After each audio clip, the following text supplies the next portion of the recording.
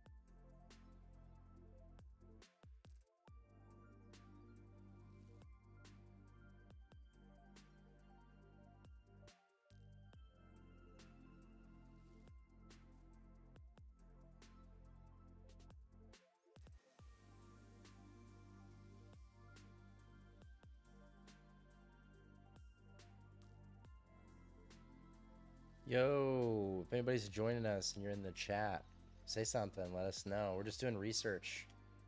Research for the next GTA video.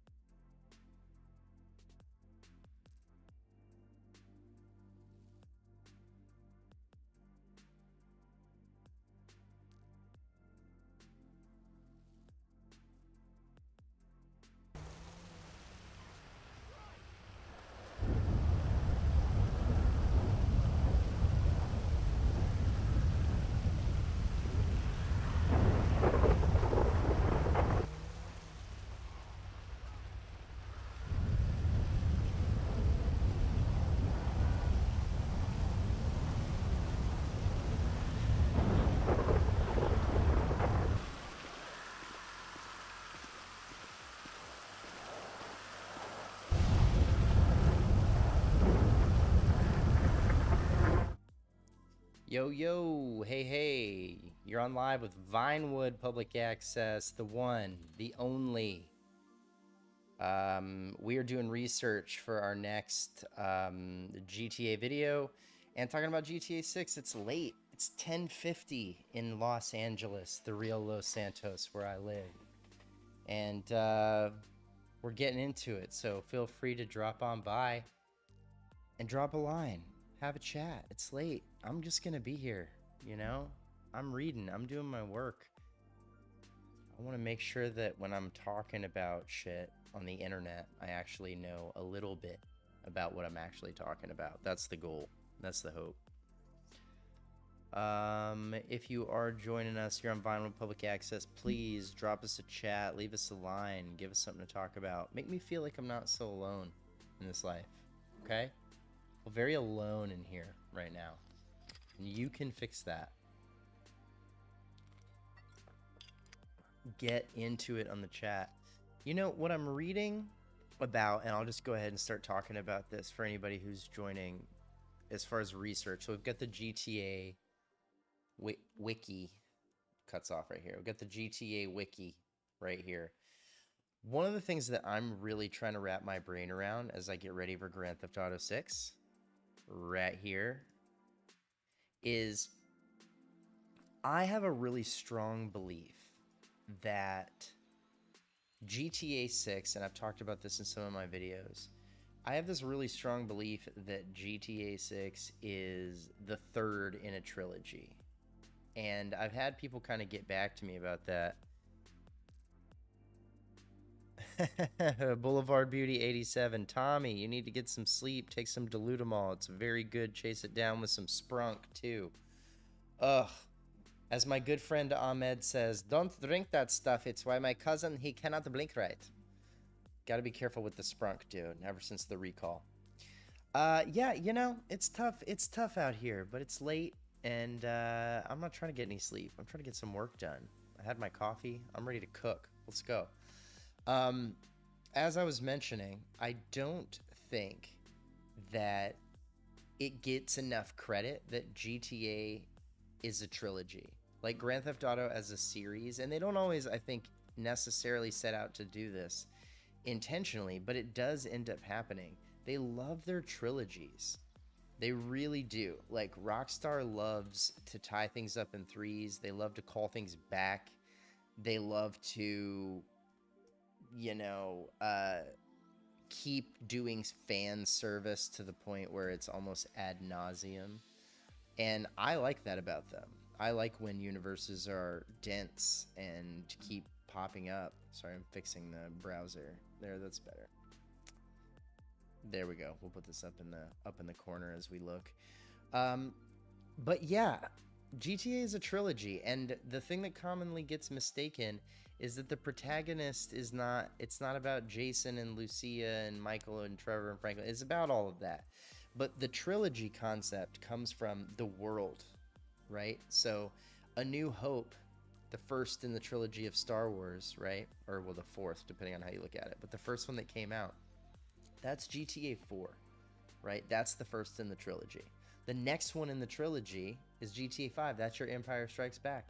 And then you got GTA 6 over here, and that's your Return of the Jedi. That's the one that we're coming in on to see what they're picking up the story with. And when I say trilogy, oh no, did I get knocked? Hello? Oh no, it seems to be fine. It's just reporting problems when really there isn't any. Anyway, I'm trying to figure out all of the different things that connect the universes across the board, right? Like the different small nuances. Like obviously the brands and some of the media is similar, but I really want to get my brain wrapped around the themes because I think that's going to be very telling for what we encounter in GTA 6. And I want to make a video talking about the themes that always come up. I do have a list, and I don't have it on my screen, but I can read it to you. This is something that I was going over recently of all the themes that just come back in the GTA stories. So yeah, maybe we'll roll on this and I'll be able to cut this into some clips. If you have any questions, please drop them in the chat. If you have any thoughts, anything on GTA 6's story, that's really what we're focusing on and how it ties into the bigger series. Drop it on Vinewood Public Access. You know what's going on. It's 11 o'clock at night. We're getting into it. Way too late when we should go to fucking bed. That's what should happen. Okay, so here are the things that I have that always come back no matter what. These are like reliable every single time. Okay, so corrupt law enforcement, right? We talk about Jason as a cop all the time in the theory community, the speculation community. Oh, is Jason a cop? Is Jason a cop? Jason's not a cop, okay?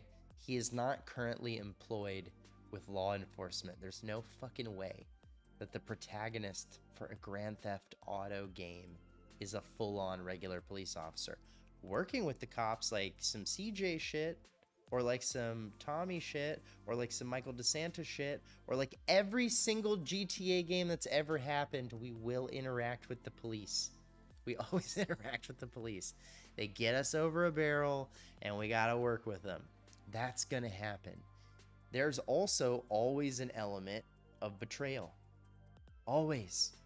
Red Dead, Grand Theft Auto, Rockstar's bread and butter is betrayal. That is going to happen.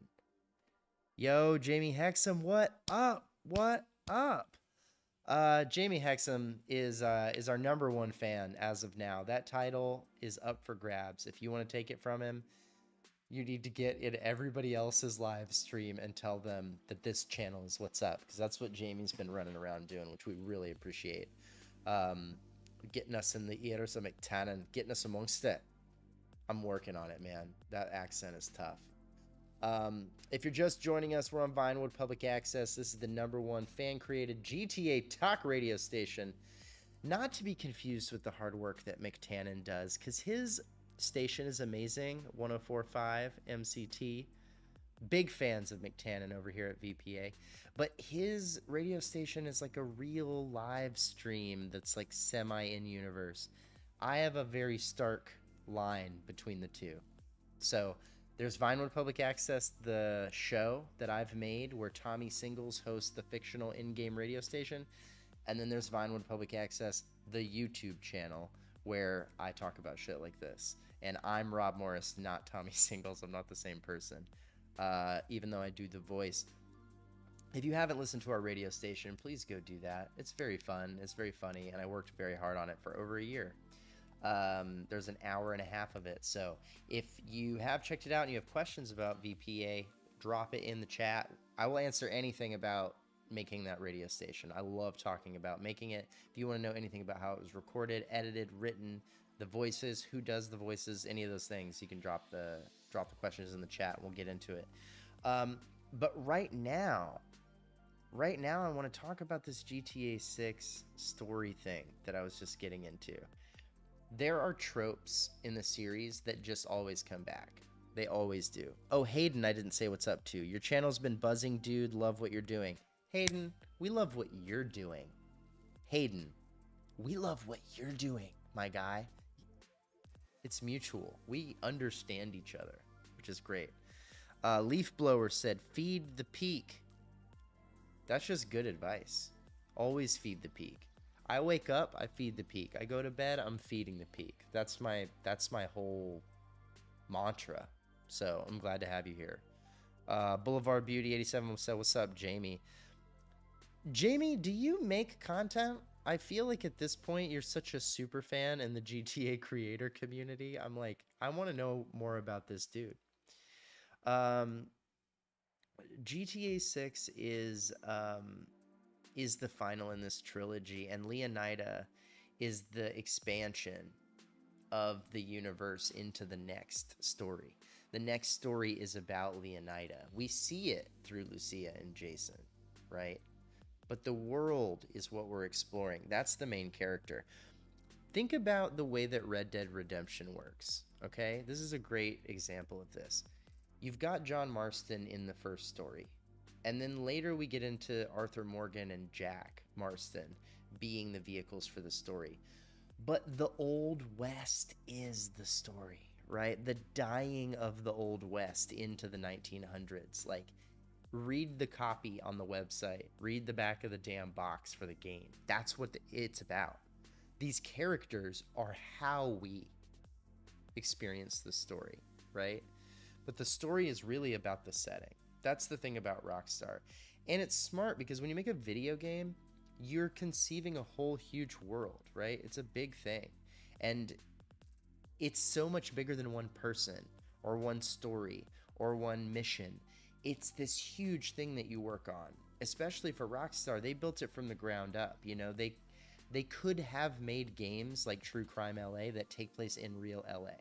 They could have made a game that takes place in New York. They didn't do that. They made Liberty City. They made Los Santos. They made Vice City from the ground up. Inspired, but everything is original in its own way. So when you create a world like that, that's the character. That's the thing. You know, that's the center of the universe. And I can't make enough content about this because people get way too wrapped up in the other stuff, the Jason and Lucia of it all. Let me tell you what Jason and Lucia are going to do in GTA 6. Do you want to know? Spoiler alert, because I'm going to tell you some shit right now that I guarantee 100% takes place in that game. Okay? You ready for this? Here's the first thing. They're going to work with law enforcement. We just talked about it. Every game that has ever come out in Grand Theft Auto and in Red Dead Redemption, you get ass over a barrel with the feds, and you gotta work with Tenpenny. You gotta work with Steve Haynes. It always happens, and they're not gonna not do it. It's part of the formula of these games. These games have a formula. It's very specific, actually, if you pay attention. So whether Jason is a cop, he's not, or whether he makes a deal with the feds, or there's a secret back door, hey, if you don't blah, blah, blah, you're going to jail. That's gonna happen. The question is just how it happens, which really is, who cares? Like, at some point it will happen. You'll be playing the game, and the cops will go, we got you, unless you help us out and do a mission. And you'll go, nah, this is the moment that Rob was talking about. Let's catch up on the chat a little bit here. Jamie says, yeah, I want to hear more about your trilogy thoughts. I think we got sidetracked the other day. It's true. I'm going to keep talking about this trilogy thing, so stick around. I'm going to talk about it all the time, because I don't hear a lot of people making that point, you know, and in YouTube content, you want to try to make something that people haven't already fucking said 1,000 times. Jamie says, not currently a creator, but a big appreciator of creativity. Very clearly, which we appreciate. Someone named Candy Morris sent a heart emoji, which is super fucking cute. I don't know. She sounds hot. Expert Dude Mo. Expert Dude Mo says, which characters from the previous 2 GTA HD installments have the chance of returning? And it makes sense. This is a great way to segue into this. Let's talk about it, right? So let's look at these examples. And I don't know if there's a great, I don't know if this is a better Chat GPT question. Like, let's get the comprehensive list of characters that have appeared in both games. I don't know if that is already on GTA Wiki somewhere. It might just be better for chat. But if we just go over here and ask, let's start here, right? To answer your question. I think this is the obvious thing to do. Here, I'm gonna make this a little bigger. Okay, so which characters, move my mic here, from GTA 4 appeared in GTA 5 or GTA Online? Be comprehensive. Let's see what we get back on this, right? This is my whole point. I have heard multiple credible, great YouTubers and other people in this space say that, like, there will be no characters returning, that we don't need that makes it worse somehow, or like brings down what we're doing, and that is so absolutely not the fucking case. Okay, here we go. Awesome. Let's take these one at a time. Okay, they're organizing it, but I'm already seeing them pop up, right? So in the characters that pop up. You got Packy McCreary. Packy is not a small character in GTA 4. He's like top 5 biggest characters in the whole fucking game. Like, and he's also on your side. He's like your buddy and helps you out. And you end up like marrying his sister if you play the game a certain way. So Packy McCreary showing up is not small. Karen Daniels showing up, who played Michelle, and then she's Karen or whatever, and then she has the part in GTA 5. Like, these are the things, these are the characters that come back. Who else? Let's see here. Let's go down this list. Is this look fucking short? Look at this. This is all just from 4 to 5. All right, let's go down these one at a time. And I've already mentioned some of them. Okay, Johnny Klebitz. Everybody knows Trevor kills Johnny in the first scene, Mr. Phillips, in GTA 5. And Johnny is a fucking protagonist. He's not a side character. So this idea of people being like, Nico could never come back. Why not? Johnny can come back, but Nico can't come back? I don't believe that shit. And homeboy who played Michael, what's his name, who played Nico, has been like everywhere lately. So come on, that could definitely happen. Ashley Butler, who's in that same scene, who's also, if you play Lost in the Damned, top 3 like most important characters. Like, it's absolutely bizarre that people don't think this is a thing. Terry Thorpe and Clay Simmons. Okay, I recently replayed The Lost and the Damned. I did not fucking realize after 10 years of playing GTA 5 that in the mission Mr. Phillips, when you go and you kill Johnny and then you get in the truck and then you go chase the other bikers and you chase the bikers to the clubhouse, right? The 2 that you chase on the motorcycles that you run off the road, those are your 2 main best friends in Lost and the Damned, and they barely use their names in GTA 5, so you don't even notice unless you're like really paying attention. And that's the kind of shit. Clay and Terry as well. Yes, exactly. Hayden said, would it make sense for Lester or Ron Jakowski to be running their own operations in Leonida? Maybe. And I'll get into that in a second. Of characters that could go 5, 6. Let's finish this characters that are in 4, 5. Packy, we already talked about her. Karen Daniels, we already talked about her, aka Michelle. Rocco Pelosi is a pretty substantial character in the Ballad of Gay Tony, and Michael deals with him in 2 different missions in GTA 5. So even before we get to GTA Online, you've got multiple major characters from GTA 4 showing up in GTA 5 to play smaller roles. The idea that they would be as important from 4 to 5, not a thing. Lazlow is in GTA 4 on the radio doing Integrity 2.0. Small part, right? Not part of the plot. Then in GTA 5, he gets his moment. It's like basically, I would put it this way. Rockstar basically gives each character the opportunity, they don't all get this, but the opportunity to have one starring role, one main role. Like Johnny gets to be the star of The Lost and the Damned, but he also gets to show up in GTA 4, and he also gets to show up in GTA 5 as a supporting character. So the main characters showing up later as supporting characters, that is how Rockstar builds the world. That's how they do it. That's the secret sauce that makes you go, oh shit, this is all the same thing. The idea that GTA 5 came out and we didn't get San Fierro and Las Venturas was heartbreaking for a lot of people because they want all of that to be tied together. That fan service is inexcusable. Okay, so let's talk about this. And this is the point that I want to make that I feel like this gets lost all the time. GTA Online, and I don't think it's just because they're lazy and they wanted to come up with stuff. GTA Online is basically like a love letter to GTA 4. And I talked about this in a previous live stream.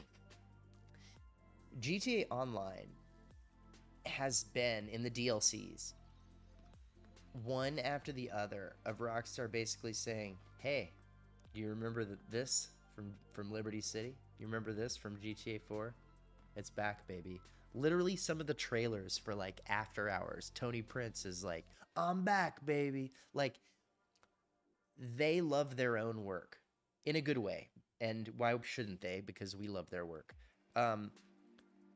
They love what they made.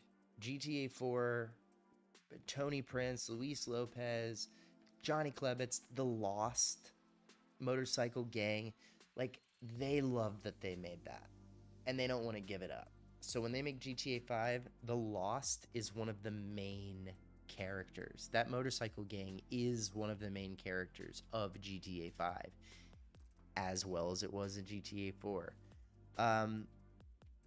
Hayden said exactly, Johnny in GTA 5 wasn't disrespect, it was continuity. Yes, continuity is right. Every main gets their peak, then they ripple through the next world. Well put, Hayden. They ripple through the next world is a beautiful way to put that. Lucia Caminos, Miss Bala Narcos, Sophie Sigmund, Virginia Vallejo, Caminos, interesting. Laura Zuniga, the inspo for Miss Baya. The surname is also related, same as Zoe Saldana. That is a lot. And great. Yeah, good. Let's go over this really quick, so before I get distracted. Tony Prince comes back in After Hours. Obviously, he's the titular character of the Ballad of Gay Tony. And he's been here forever. Lazlow Jones comes back in GTA 5 and GTA Online, because he comes back for After Hours as well. Agent ULP, a major character. Dude, ULP is everywhere. ULP is a major character in GTA 4. You have like a whole sub-act where you interact with him. Then he got his own DLC in GTA Online, and he's in GTA 5 as a cameo in the Bureau clean out or wrap up, right? He's everywhere. So this idea that they won't come back is so bananas. Nico Bellic is referenced. Other GTA 4 figures like Elizabeth Torres, Roman, Little Jacob, etc. are referenced in news, posts, Easter eggs, but they don't show up in person. Elizabeta's fate, a 300-year sentence, is reported in series. Let's talk about this, because someone recently was asking me if I thought Elizabeta was going to be in the prison in Leonida. And I'm not really sure why that would be the case. Let's see. Not sure I ever spotted ULP in V's main story. Oh, ULP is in GTA 5's main story. Towards the end, there's the mission called the Wrap Up, I believe. And it's the mission where they have the big, like, Spider-Man, everyone pointing their gun at each other on the roof of the court center. And Steve Haynes is there, and then his buddy turns on him, and then Michael's there, and they're all kind of pointing their guns. And then ULP shows up with a crew of agents, and they go, they point their guns at everybody. Then Merryweather shows up in a helicopter, and they point their guns at everybody, and then everyone starts shooting. It's the one where Trevor shows up on the tall tower with the sniper rifle. Let's see. Not sure. Yeah, it's been a while. Yeah, of course. And it's easy to miss this stuff. I absolutely will make a video about this in 2026, like earlier in the year. If you're a fan of GTA and you are excited about Grand Theft Auto 6 from a story perspective, if you're just trying to go to the strip club and beat up hookers and run things over, you're that kind of GTA player, I respect that, but I'm a story guy. I want to know what happens in the story, and I'm interested in the characters in the world. If you feel that way, I fully recommend that you make time in 2026 to play GTA 4 again from the beginning and play all of it. Play Nico, play Johnny, play Luis, and put them in order. You can look up on Google. Don't use ChatGPT for this because it fucking sucks. I tried that and it did not do a good job. There's a Steam article, actually, that has the Impossible Trinity missions in order. You can do them chronologically, and you kind of have 3 save files, and you switch between Johnny and Nico and Luis. It's a great way to play that game. Play that full story. then play GTA 5 top to bottom. Then, and I'm not even bullshitting, go and watch the cutscenes, all the intro cutscenes for GTA Online DLCs. All of them. Go watch After Hours, Gun Running, Money Fronts, The Hangar, all of it, Doomsday. Watch the scenes. The Doomsday, watch all the scenes, because that's a pretty cinematic DLC. You will start to connect the dots on the story that Rockstar's been telling since 2008. It is so thematic and connected in ways that people don't talk about. And if you play it in order and you see it all together and not stretched out over 20 fucking years, you will see these things line up. All of a sudden you're gonna be like, oh, I'm telling you, it unlocked my brain to do this. Let's look at this Elizabeth Torres thing, because I don't know about this 300-year itch. What is this? It's in GTA 4. Oh, okay, I don't think I knew that. Okay, here we go. It's an in-game article. Man, I love this shit. I did not know about this. Here we go. Okay, Elizabeth Torres, for those who don't know, is the drug dealer in Bohan that Nico works with, and Johnny Klebitz is like friends with her. She sets up the whole diamond deal, and I guess after you do that, you can read this. Elizabeth Torres, a drug dealer from South Bohan, was handed a record prison sentence, which does happen in the missions. She does like get arrested. At the Civic Citadel yesterday, Liberty City Judge Mitt Burrows slapped her with a 300-year stretch for 30 counts of cocaine distribution. It is also believed that Torres murdered Bohan community leader Manny Escuela and documentary filmmaker Jay Hamilton. I don't know that that's true, right? I don't think is she the one that kills them? They have been missing for several weeks, but police cannot bring charges until their bodies are discovered. The district attorney submitted hundreds of hours of surveillance audio in the trial. These tapes provided evidence of her working with international drug rings. The last update before her arrest. The last tape before her arrest, played at her trial yesterday, features a heated conversation between her, a Jamaican man, Jacob, and an Eastern European man, Nico. Authorities have been unable to locate either of these individuals. Little Jacob, if that actor is still around or whatever, man, I'd put money on him in 6 as a small part. Little Jacob's never been brought back, and he's a huge fan favorite, and the idea that a Jamaican guy would make his way back down like to the Florida area is not inconceivable. So I think Little Jacob is a great one to call back. Let's see. Domislav Pedsivin. Did I say that right by chance? Because that would be fucking cool. AKA Count Menke. I like that. I feel that Jason and Lucia have the potential to be really greatly written characters, just as good as Nico, if not better. I think you're right about that. And I'll use this as a segue to answer the question from earlier of like, what do I think are the likely characters to cross over? I think we can tell from the trailers, right? And we have a lot to learn. I think this is still GTA. It's still going to be fun in a way that Red Dead Redemption is more serious. However, I do think, I'm going to kill this. I do think that we're going to see a more serious tone like GTA 4. I think Rockstar knows how powerful the stories are when they let things have more weight. People cried when Red Dead ended. I did, 100%. Just the horse. Oh my god, when you lose your fucking horse in Red Dead Redemption, Jesus God, got me.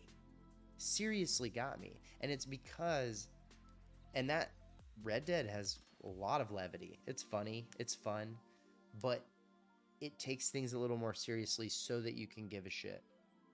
One of the great pitfalls of GTA 5, one of the greatest video games ever made, one of the great pitfalls of it from a storytelling perspective is that it's not heavy. It is an action movie, right? It is Lethal Weapon. It is And it's an action comedy, maybe even leaning drama, like a Lethal Weapon, like a Die Hard, but it's levity, it's light, it's silly, it's oh shit, it's very wacky. A lot like the Ballad of Gay Tony. I think if you go back, again, I'm kind of obsessed with it right now. I have this as one of my videos I have to make. Oh, you can't read it, but it says I replayed GTA 4. If you replay it, you'll see that they really split it up and they were experimenting with different styles. The whole concept of these three characters that we did in GTA 5, they already practiced it with GTA 4 with Luis and Johnny and Nico. GTA 5 was what if they weren't separate and you could switch between them in the moment. But if you replay GTA 4, there are three distinct tones. They're very different. And they take place in the same city. It's amazing. But when you play Nico's story, it's gritty, but it's light. It is dark, and people always comment on how dark and gritty it is. It is those things, but it's light. Nico's very sarcastic. He's always like kind of busting people's balls and keeping it light. He kind of has that Tommy Vercetti vibe of he's always kind of breaking people's balls and giving them a hard time, which I love. Then you go to Johnny, if you were to play him in this order, like how they were released. And Lost in the Damned is not funny. It's not fucking funny. It's not lighthearted. It's dark. It's Sons of Anarchy dark. Every scene is sad.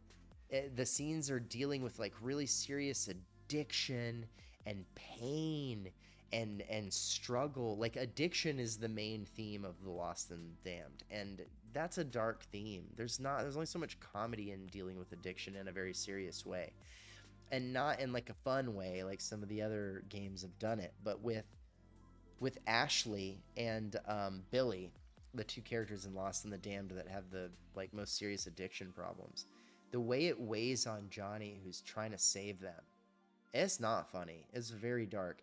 And they put the filter on it where it takes some of the color out.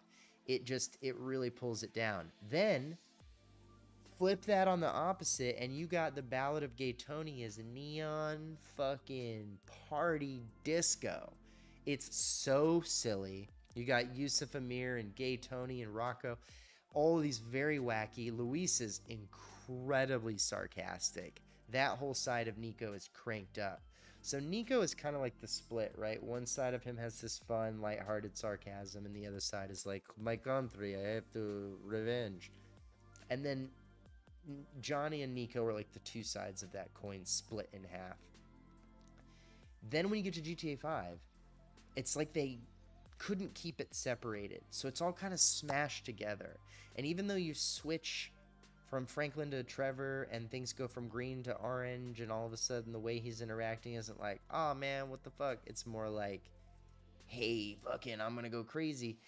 It doesn't really separate the tone of the game. It still feels like the same game. And I think as we go into GTA 6, we're gonna see more of a Red Dead cohesion behind telling a weighted story that we give a shit about.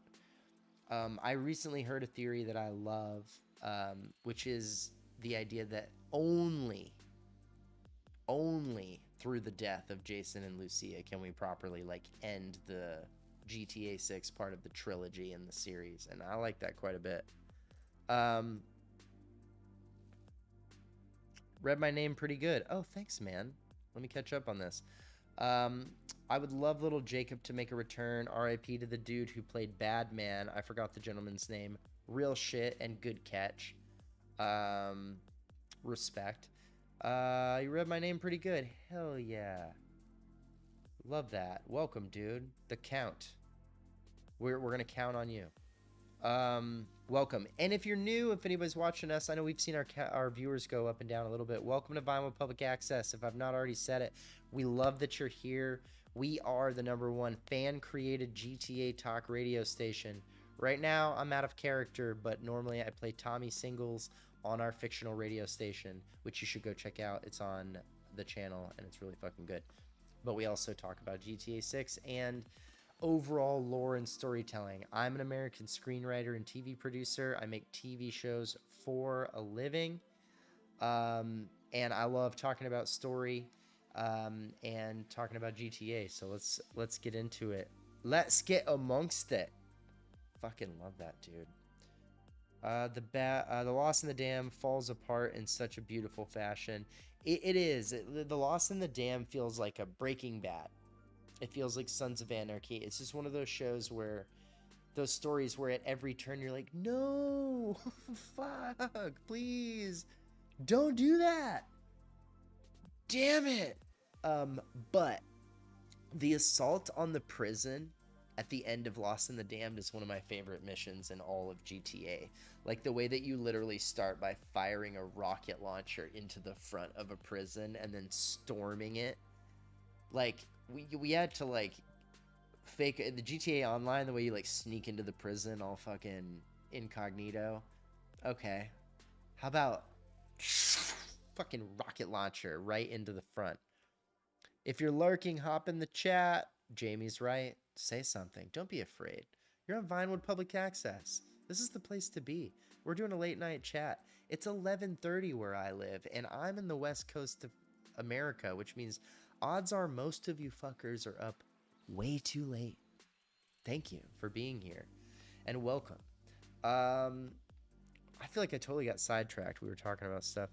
Hayden says, yeah, for me personally, GTA is at its best when the chaos has emotional weight behind it. Absolutely. I'd love to see 6 strike that balance between fun and heartbreak like RDR2 did. Absolutely. And with it being GTA and not RDR, you absolutely have the chance to have more fun, be more silly. Cal is the only character in the trailers that we've met that looks like he has any sense of humor. Brian looks like he could be fun, but I feel like Brian's gonna fucking piss us off and ruin our lives really early. My whole feeling about Brian is like betrayal. We'll see, man. But Stephen Root, who plays him, is one of my favorite actors. That's what he does best, dude. Like his character in Barry and sitting on that fence. I mean, if he plays the character he played in Barry, I'm gonna be disappointed, because it's like, it actually makes perfect sense for Brian and Jason to have the Barry Fuchs relationship from that show. So we'll see. But man, I'm not thinking we can trust Brian. I don't know what you guys think. Let's talk a little bit about the stuff that we think is going to carry over. Oh, I never answered the question. Who do I think from GTA 5 could show up in GTA 6? Who is reasonable and makes sense? Let's start with the ones I think will not, because I think that helps us narrow it down, because I've not actually thought about this too much. Dude, can you record a vid of potential film inspos behind 6? Yes. And you know what I was just watching recently was Bad Boys. I watched Bad Boys 4, the one they made a couple years ago or last year or whatever, the last one. It's supposed to be the last one. And I thought back to Bad Boys 2. Bad Boys 2 might be the most iconic Miami-based fucking action movie. Like, other than, I like Scarface. Obviously, the ones that are covered in Vice City, different. Like, that's its whole different ball game. But as far as like more contemporary stuff, the Bad Boys series, the whole thing takes place in Miami, and there's so many great things there. Also, Fast and the Furious has time in Miami, so it makes sense. People who are in GTA 5 who I do not think will be in GTA 6. Lamar. I love Lamar. I think they've played Lamar out in online. I think he like held our hand through online. Lester, same thing. I don't see Lester coming back. I don't see Lamar coming back. I don't see Brucey coming back again. I don't see, I mean, he's in 5 and 4. Who else? I was just making this list the other day. Jimmy, the son, Michael's son. I feel like Jimmy DeSanta is a character that makes a lot of sense. Danny Tamborelli's a great actor, and I'm sure he's around. He's done some stuff for online. Jimmy just makes sense to me. And the idea that he like grew up and got away from his stupid dad and moved to Vice City, like that totally sounds right. Like that he moved out there to be like a crypto bro or something like that. Just lands. He opened a vape shop or something, right?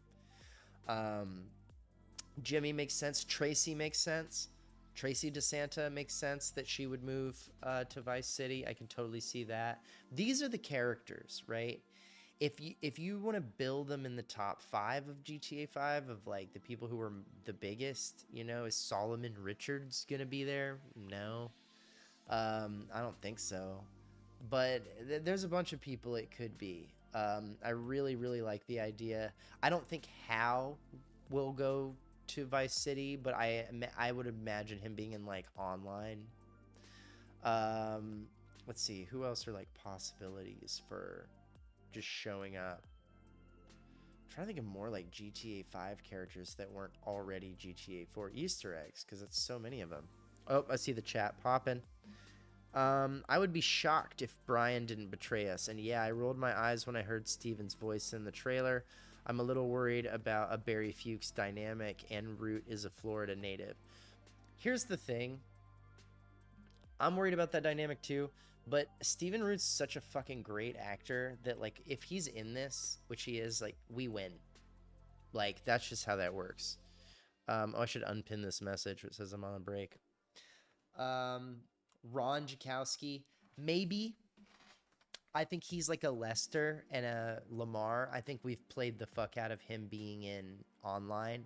And so I'm like, how much do we need to keep? Because that's the other thing, dude. If you stretched him out over online, I don't know that we need to see any more of him. And that's the point that I think like people like TGG were making, which is legit, right? Which is like, do we need Lester ever again? Like, no. Lester Crest was all over 5, led us through multiple heists in online. Like, we're done, bro. Like, you're good. We've done that. What about Wade? You hit it. Jamie, you hit it. Wade. Wade is the answer. Wade is the truth. Well, the truth is the truth. But Wade is the best answer because we leave him in the strip club, right? Trevor leaves him in the strip club forever. Like he's his end game in 5 is he's left in the strip club, and when you go back in there, he has these great lines of dialogue where he's like, I haven't seen the sun. Like I would love perfect. And there's those Thrillbilly mud wrestle dudes. Man, that seems like his crowd. Let's get Wade back. Vote number 1 for Wade. Wade is the fucking man. I could go for Wade. I'm trying to think of someone else who has like a small role. I would love to see Chris Fromage back, the Epsilon guy, because he's not really in much other than like the online little scene, and he's referenced. I love the Epsilon program. I live in LA, so the Scientology building is like right down the street from my house, and anything that roasts them just like takes the piss out of Scientology. You got my vote, man. If you're just joining us, you're on Vinewood Public Access, the #1 fan-created GTA talk radio station, and we're doing a late night stream. This is the studio that I made. Well, I put a sign on in GTA Online. If you have not listened to our radio station already, we are 2 channels at once. We are a GTA 6 and franchise lore story channel where we're talking about all that kind of stuff. That is probably the reason you're here.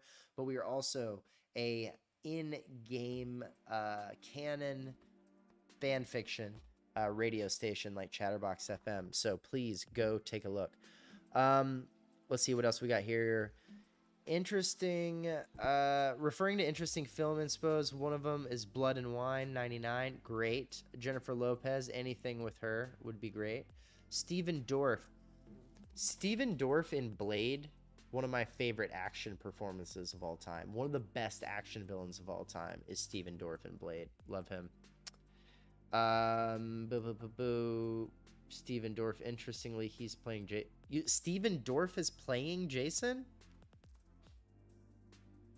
Is that a confirmed thing? I've not heard that. Okay. Jack Nicholson.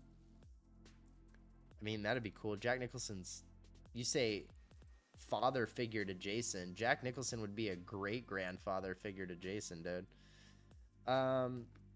Jamie said, since you're a narrative guy, would you keep Wade a static character or give him some level of ridiculous character change, like maybe he's moving up in the world? Yeah, no, I think it would be cool if Wade was like a fucking congressman. Like, I think, yeah, Wade should have, like, he stumbled into owning something huge. Like, that's another thing that Rockstar does like to do. They like to take characters and have them disappear and come back in totally different situations. Like they've changed. they're all new.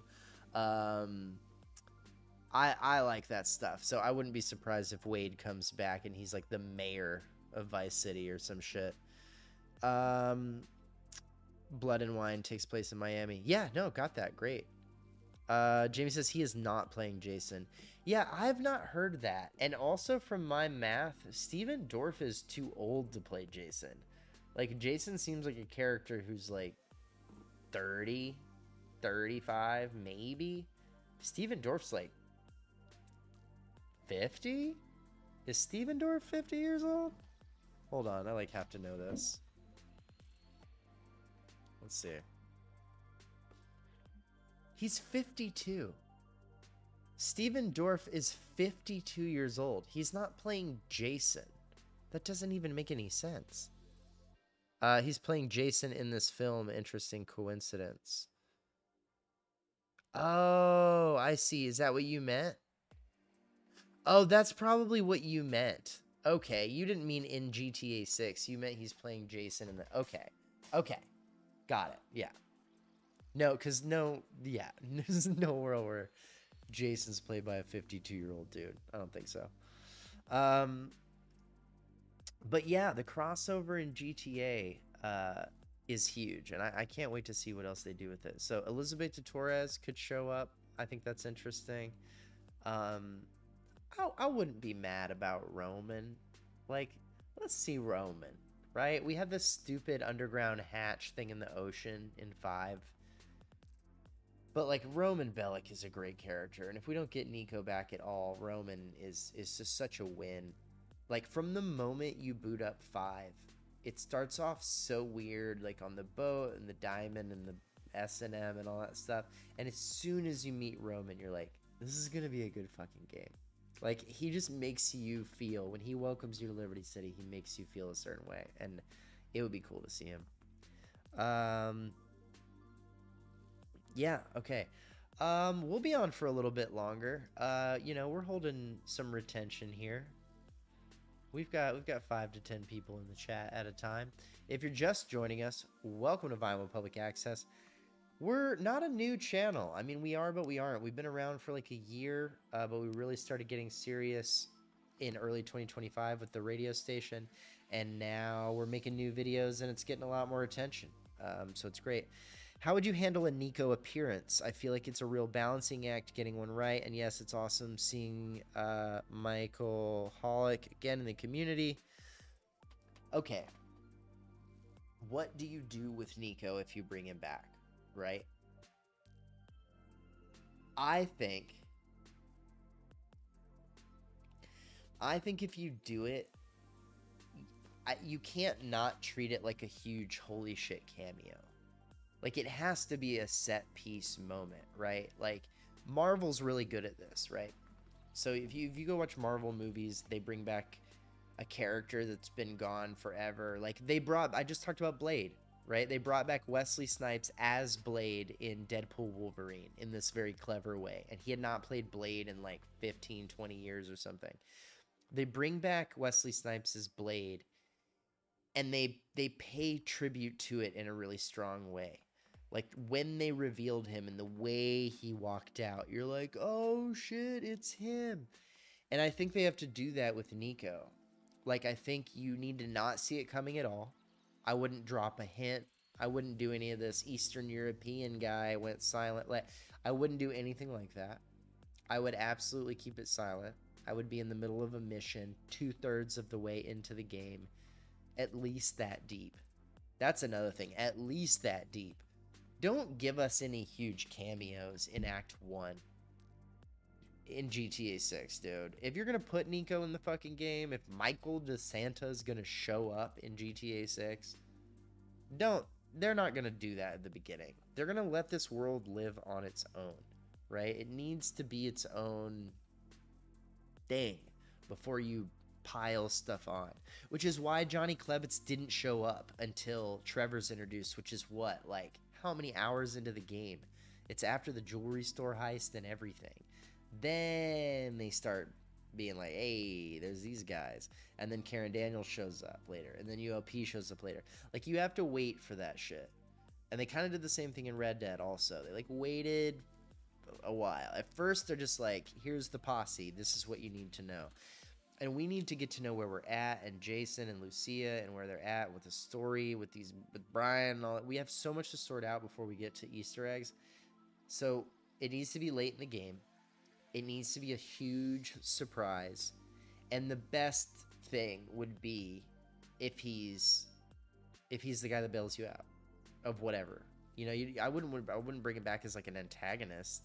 Like, you bring Nico back and you got to go kill Nico or, like, fight Nico. And, like, no fucking way. If they bring him back, you're stuck on a heist. You're trapped. You're totally fucked. There's no way out. The cops are everywhere. And the Deus Ex Machina is Nico. Nico saves you. I mean, that's what they do in MCU. And it feels good because you're hopefully literally, like, running next to Nico, shooting, he's shooting, you're about to get killed, he pops a guy for you. Like, yeah, I think he shows up Terminator 2 style and just saves your ass. That would be the coolest way. Hey, Tordai, what's up, dude? Big fan. Welcome in. Oh, and this guy who I also love, you're I don't know how to say your name. Can you tell me how to say, or tell me what to call you? Because I don't know how to say Yernkacha. I just want to say Yernkacha 1. And there's no fucking way that's right. That's not right. But I'll tell you what, Yernkacha 1, he said, what's good, bro? Love the Halloween special, especially the ending, LMAO. If you have not, okay, if you're watching us and you have not watched the Vinewood Public Access Halloween special that I dropped this morning, it's been out less than 24 hours. I love this special. I worked really hard on it. I've had this idea for a while. We did a 420 special back in April, and I thought to myself, in the holiday season, I want to do holiday specials. I didn't do anything up until now. We're not doing Thanksgiving, but I am doing Halloween. It's out now, and I am also going to be doing a massive Christmas special, like 20-minute long Vinewood Public Access Christmas special. I fucking love Christmas. I love Christmas in GTA Online. When I, like 10, 15 years ago, whatever, when GTA Online first did snow, and I would have to go visit my family and shit for Christmas, I would pack my Xbox in my suitcase to make sure I didn't miss the snow in GTA Online. It's one of my favorite things. So I'm going to be making a massive holiday special for Christmas. But the Halloween special is out now. I'm not a big horror guy or a big mystery guy, so I don't usually make stuff like that. And I made like a thriller, horror, creepy version of VPA specifically for Halloween. Yo, we're going to throw on the Halloween background too. Let's do this here. There we go. I'm so proud of it. And the Halloween special features my favorite ad I've ever made. Ahmed from Nutbuster is my favorite character that I've made up. I voice Ahmed, in case that's not obvious. I voice like half of Vinewood Public Access. I think if that's obvious, I probably seem like a loser, a total hack who's just talking to himself. But if you didn't know that, it might impress you. I do like half the voices on Vinewood Public Access. I didn't take the time to put the sign on this shot. Just don't look at that. Don't worry about that. So please go watch the Halloween special. I love it. I worked really hard on it, and the Nutbuster ad that's in it is really fucking funny. Everyone I show it to thinks it's hilarious. I think it's one of the best ones. All right. You can call me CH1. It's not Ch1. It's got to be CH1.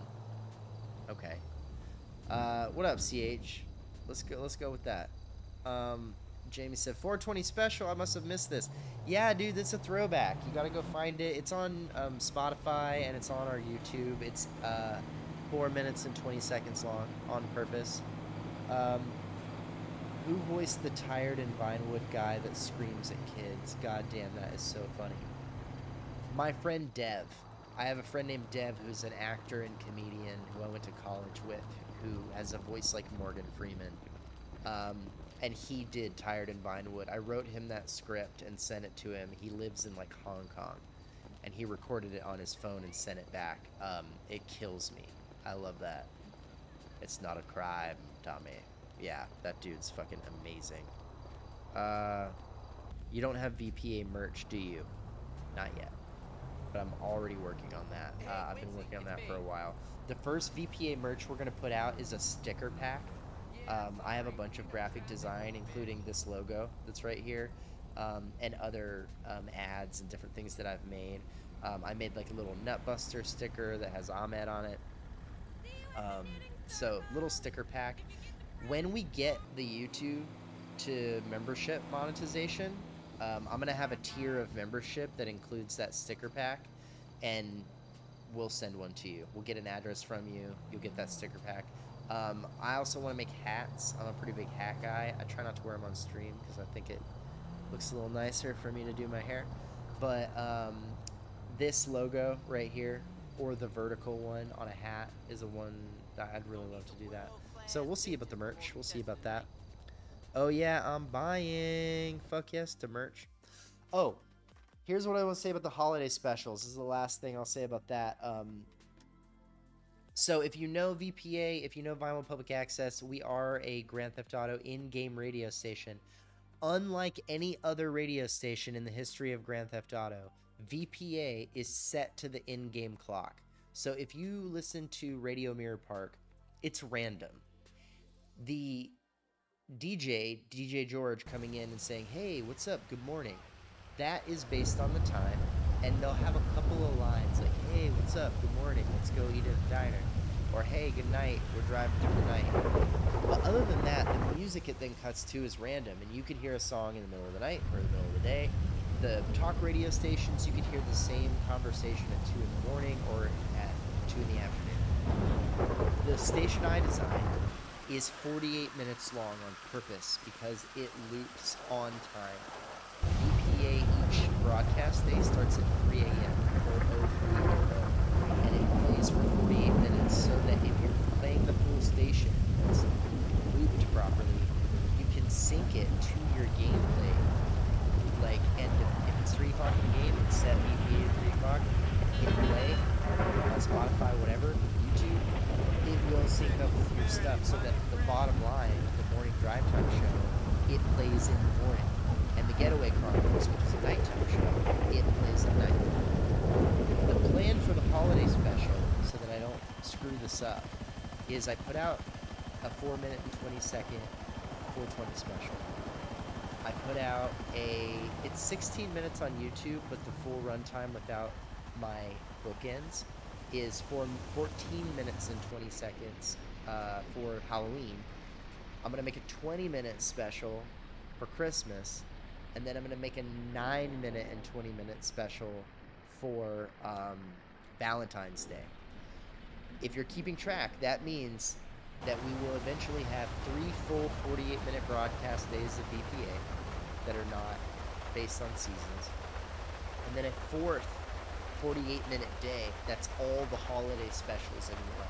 So in theory, eventually, if you like VPA and you want to put it on while you play, even if you're playing GTA 6, you can put together 4 full 48-minute days. And even though the holiday season will be like, boom, it's Christmas, boom, it's Halloween, whatever, it won't throw off the time.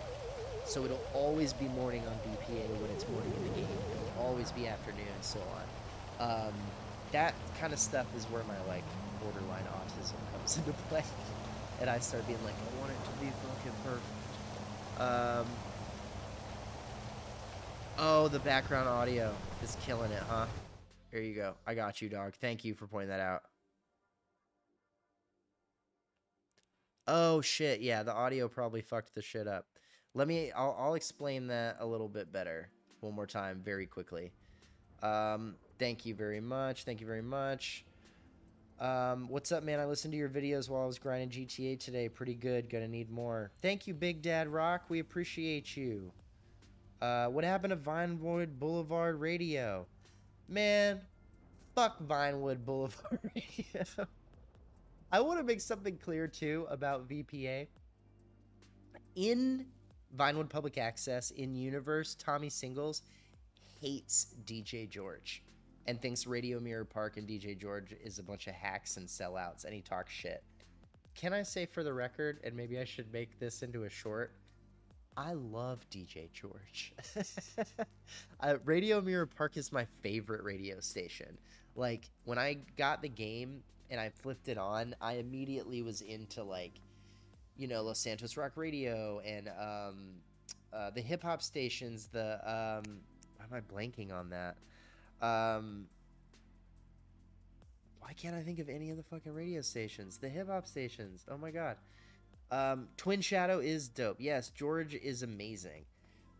So I went to the other radio stations first, and just because I was familiar with the music playing on it, but I remember the first time I got in the car to do that mission where you go with Stretch and the whole thing's a fucking huge setup. I got in that car, first time I'm playing the game on story, and It's a Setup by Favored Nations comes on Radio Mirror Park, and we're driving, and Franklin says, like, man, why do I feel like I'm about to walk into some bullshit? And the radio's going, it's a setup, and I was like, this is one of those moments that you're like, God, this is the fucking best. And from that moment on, I was like, what is this radio station, Radio Mirror Park? Once I got familiar with it, it is to this day my favorite music GTA radio station. Radio Mirror Park is the greatest GTA radio station ever that's not talk radio, because that's my thing. But talking music, Radio Mirror Park. So when I wrote VPA, I decided that Tommy Singles moved to Los Santos for the job that DJ George has. Like, he auditioned and interviewed to be the Radio Mirror Park guy, and he didn't get it. So he's bitter and resentful that George did, and so he's just a bitch who's like, fuck that guy. So yeah, I love it, but I absolutely love DJ George very much, unequivocally. Okay. I gotta catch up on this. Yeah, but wait, want me to take care of DJ George for you, Tom? The mountain provides, brother. Oh, leaf blower. I mean, I'm not going to tell you what to do, brother. I'm brother friend. I'm not going to tell you what to do, mate. You know, if you got to get out there and cause some havoc, I'm not going to tell you not to, man. Let's see what else. Oh, I was just saying earlier, in case you missed this, the Halloween specials are going to intentionally add up to a fourth 48-minute day. So that way, if you play broadcast day 1, day 2, and day 3 is still in process. It's almost there. And then the holiday episodes, all of them together, it won't break the time. Like, because it'll be 4 48-minute days that'll loop, and it'll always be morning on VPA while it's morning in the game. But that's what I was saying earlier when the audio was fucked up. The cult is asking for new members. The nostalgia. Yes. Radio Los Santos and West Coast Classics. Yes, that's what I was trying to get the hip-hop stations earlier. Thank you. The mountain provides, real shit. Have you ever played Vice City Stories? I have. I've never beaten that game. The Stories games were tough because I moved away from PS2 to Xbox around that time, and like Xbox 360. So for me, I ended up having trouble going back and finding those games and like making an effort to play them. Liberty City Stories I replayed, and I did finish that, and I think I did that on mobile. But Vice City Stories has not always been available, man. It's a hard game to find. If they ever port it, or if we can get definitive editions of the 2 Stories games, that'd be fucking cool. I would replay them. I replayed the definitive editions of all 3. Loved it. Top stations in my opinion: Radio Mirror Park, VBR, Vinewood Boulevard Radio, and The Lab. Yeah, Great. Good choices. Love those. Radio Mirror Park, Vinewood Boulevard Radio, Los Santos Rock Radio, Nonstop Pop. The Lowdown. We don't talk about it enough. I'm a huge The Lowdown fan. I feel like it gets slept on. We talk about Radio Mirror Park and Nonstop Pop a lot in this community, and you see the channels and DJ Kara and stuff. Marlena Shaw, dude, Aaron Neville, like the funk and soul on The Lowdown, and not to mention the fact that it's hosted by Bootsy Collins and Pam Grier. Most of the kids are too young to appreciate that. Like, that station is for the older players. Like, I'm 37 years old, so for me, The Lowdown is like even my parents' music, but I'm obsessed with that shit. So I'm a big fan of The Lowdown. Got that. Mama Grier, man, she crushes. She's one of the best hosts ever. VPA, I gotta know, what rank are you online? Ooh, that's a good question. 5 something? 540, 550, 580? I don't know. 5 something, 500 something. I played day one, baby. Day one. GTA Online. I got GTA 5. I mean, I was in my 20s, dude. I had a full-time job at Comedy Central when that game came out.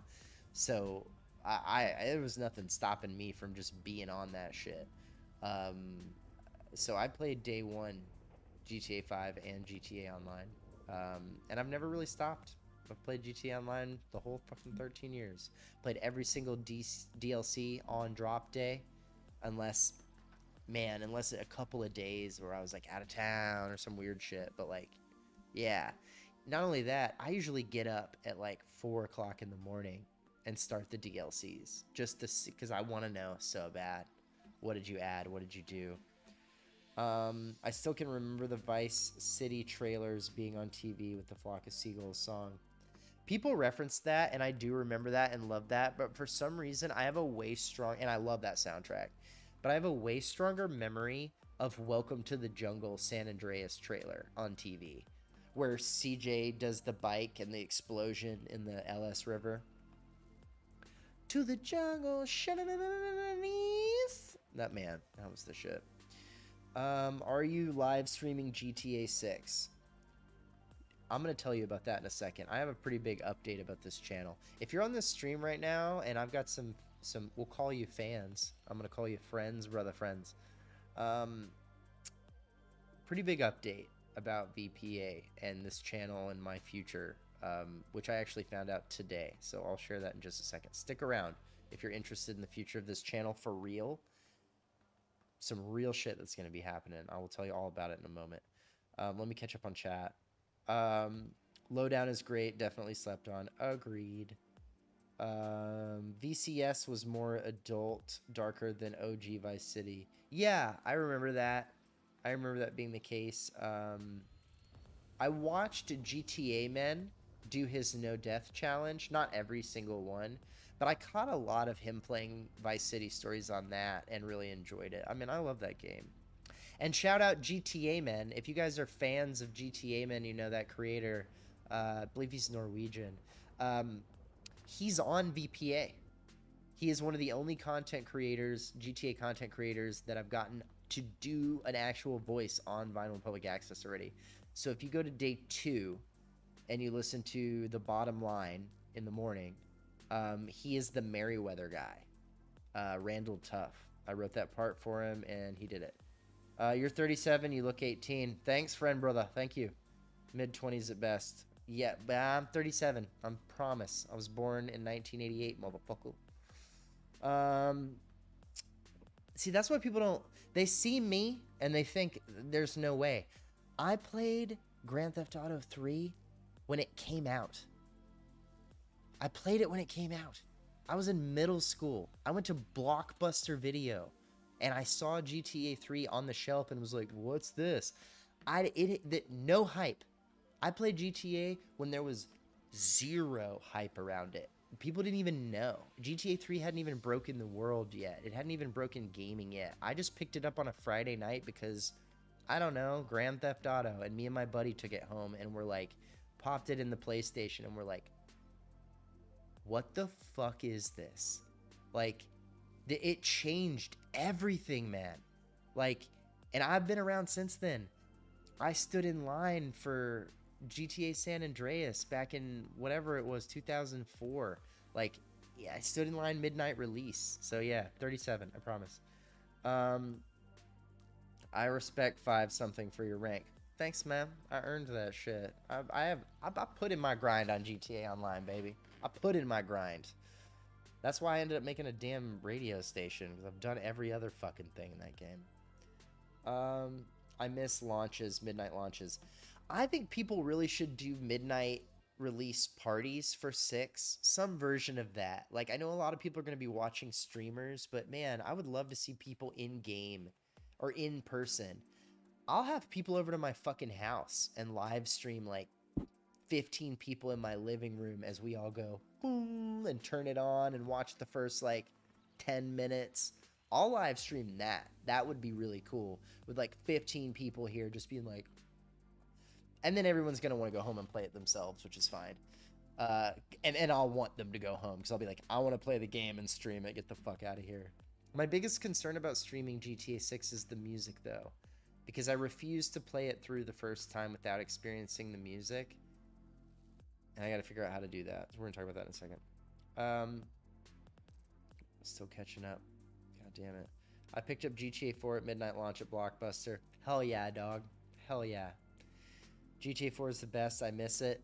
Play it, dude. I don't know if you've got an Xbox, but Xbox will let you full-on play all 3 of those games really easy with backwards compatibility. So that's the way to do that. Bro, we need a GTA 4 remaster. It's stuck on PS3. It's not acceptable. 100% agree. 100% agree. The fact, and that's why I'm so sold on the fact that GTA 4 is coming back in, like, Liberty City is coming back in some way, either in online or a remaster or something, or they wouldn't have taken down the one that the mod that everybody made.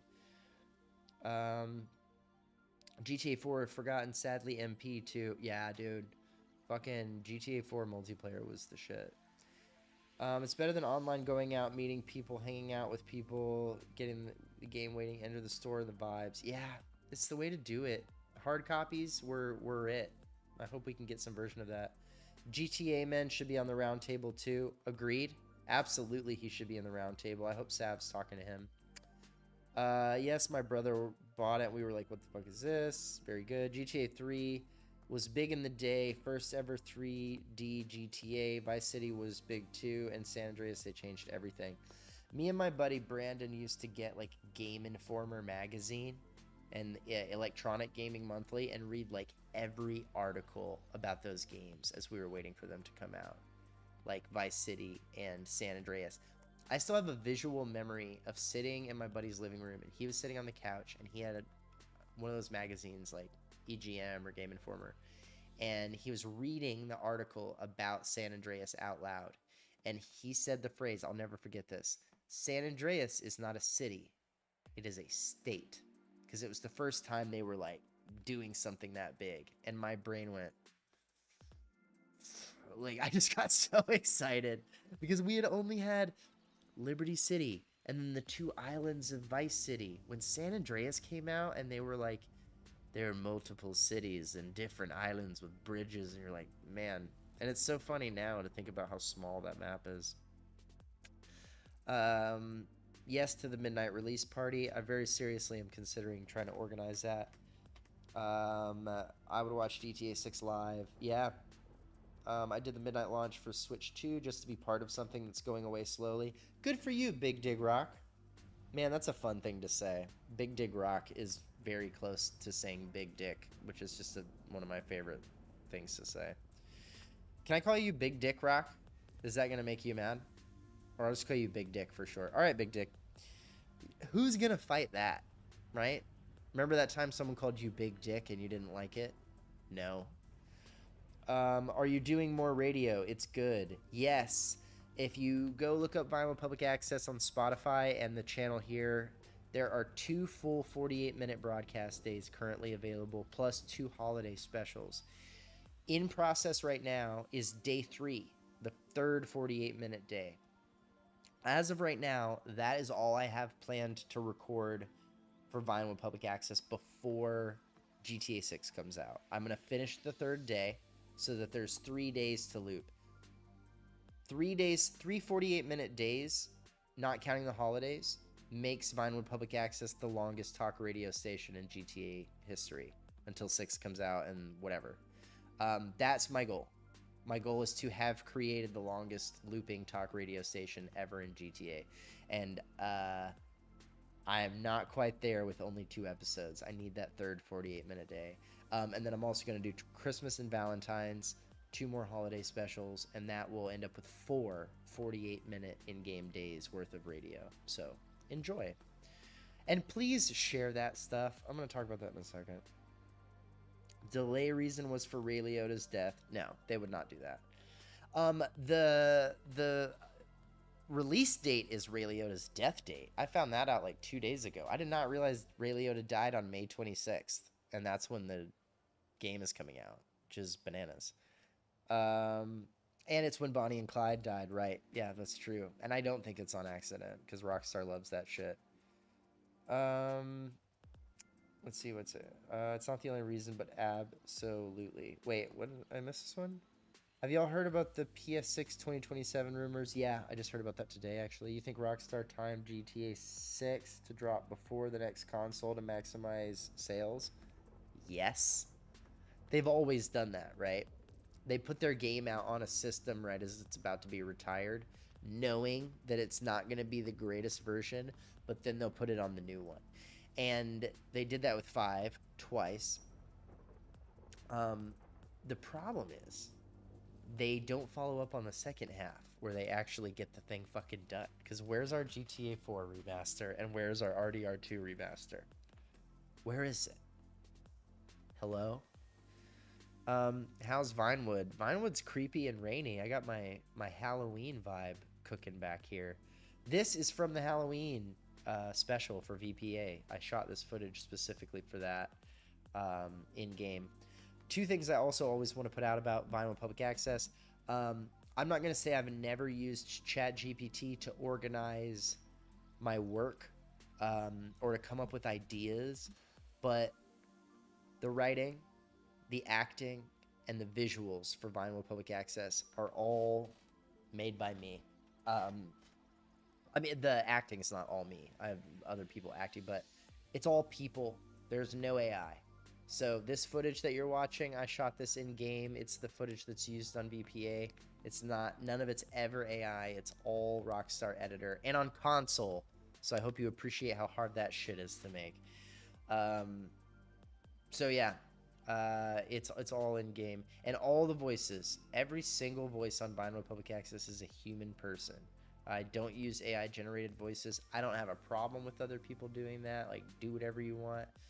But I'm an actor, not as my primary thing, but as something that I've studied and that I'm pretty good at, and a comedian and a writer. And I want to make my own stuff that I make. And I don't need a robot to help me make that stuff. I want to make it with my hands.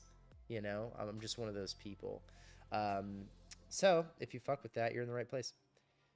I assume you have some level of theater background. I say that because I appreciate your performance, especially when you're berating that incompetent Kevin. Yeah, God, he's a piece of shit. You do it for the love of the game. I do it for the love of the game. I'm an artist. That's what I do. I'm a professional writer. I'm a professional TV producer. I make, and I do have a theater background. And a stand-up comedy background. I make art. That's what I do. And sometimes it's performing, sometimes it's editing, sometimes it's making videos, TV shows, whatever. But I make things. That's my whole thing. That's my life purpose. And more specifically, I try to make funny things. I just want to make people laugh. Life is hard, man. And I've watched in all these live streams, these people, this great community show up for each other. People will be in the chat being like, hey, man, I'm having a rough day. And like, boom, 40 other people will like hop in the chat and be like, oh, it's all good, brother. Like, we're here for you, you know, in a GTA live stream community. Like, it's such a great place for that. And I love to see that. And that's who I want to make the content for. I just want to make fun shit for other people who appreciate it. And I've been really, my heart has been very warmed to see like how everybody interacts and shit. It's fucking great. Have you met the guys yet? Franklin, Trevor, and Michael. Tommy was gonna meet Michael. This guy knows the CH1. I'm gonna call you Chawan. Chawan is absolutely right. So here's the thing about VPA. I want it to be as close to canon as possible. I want it to... Basically, I honestly wrote it so that if one day Rockstar is ever like, can we have that and buy it from you? I'll be like, yes.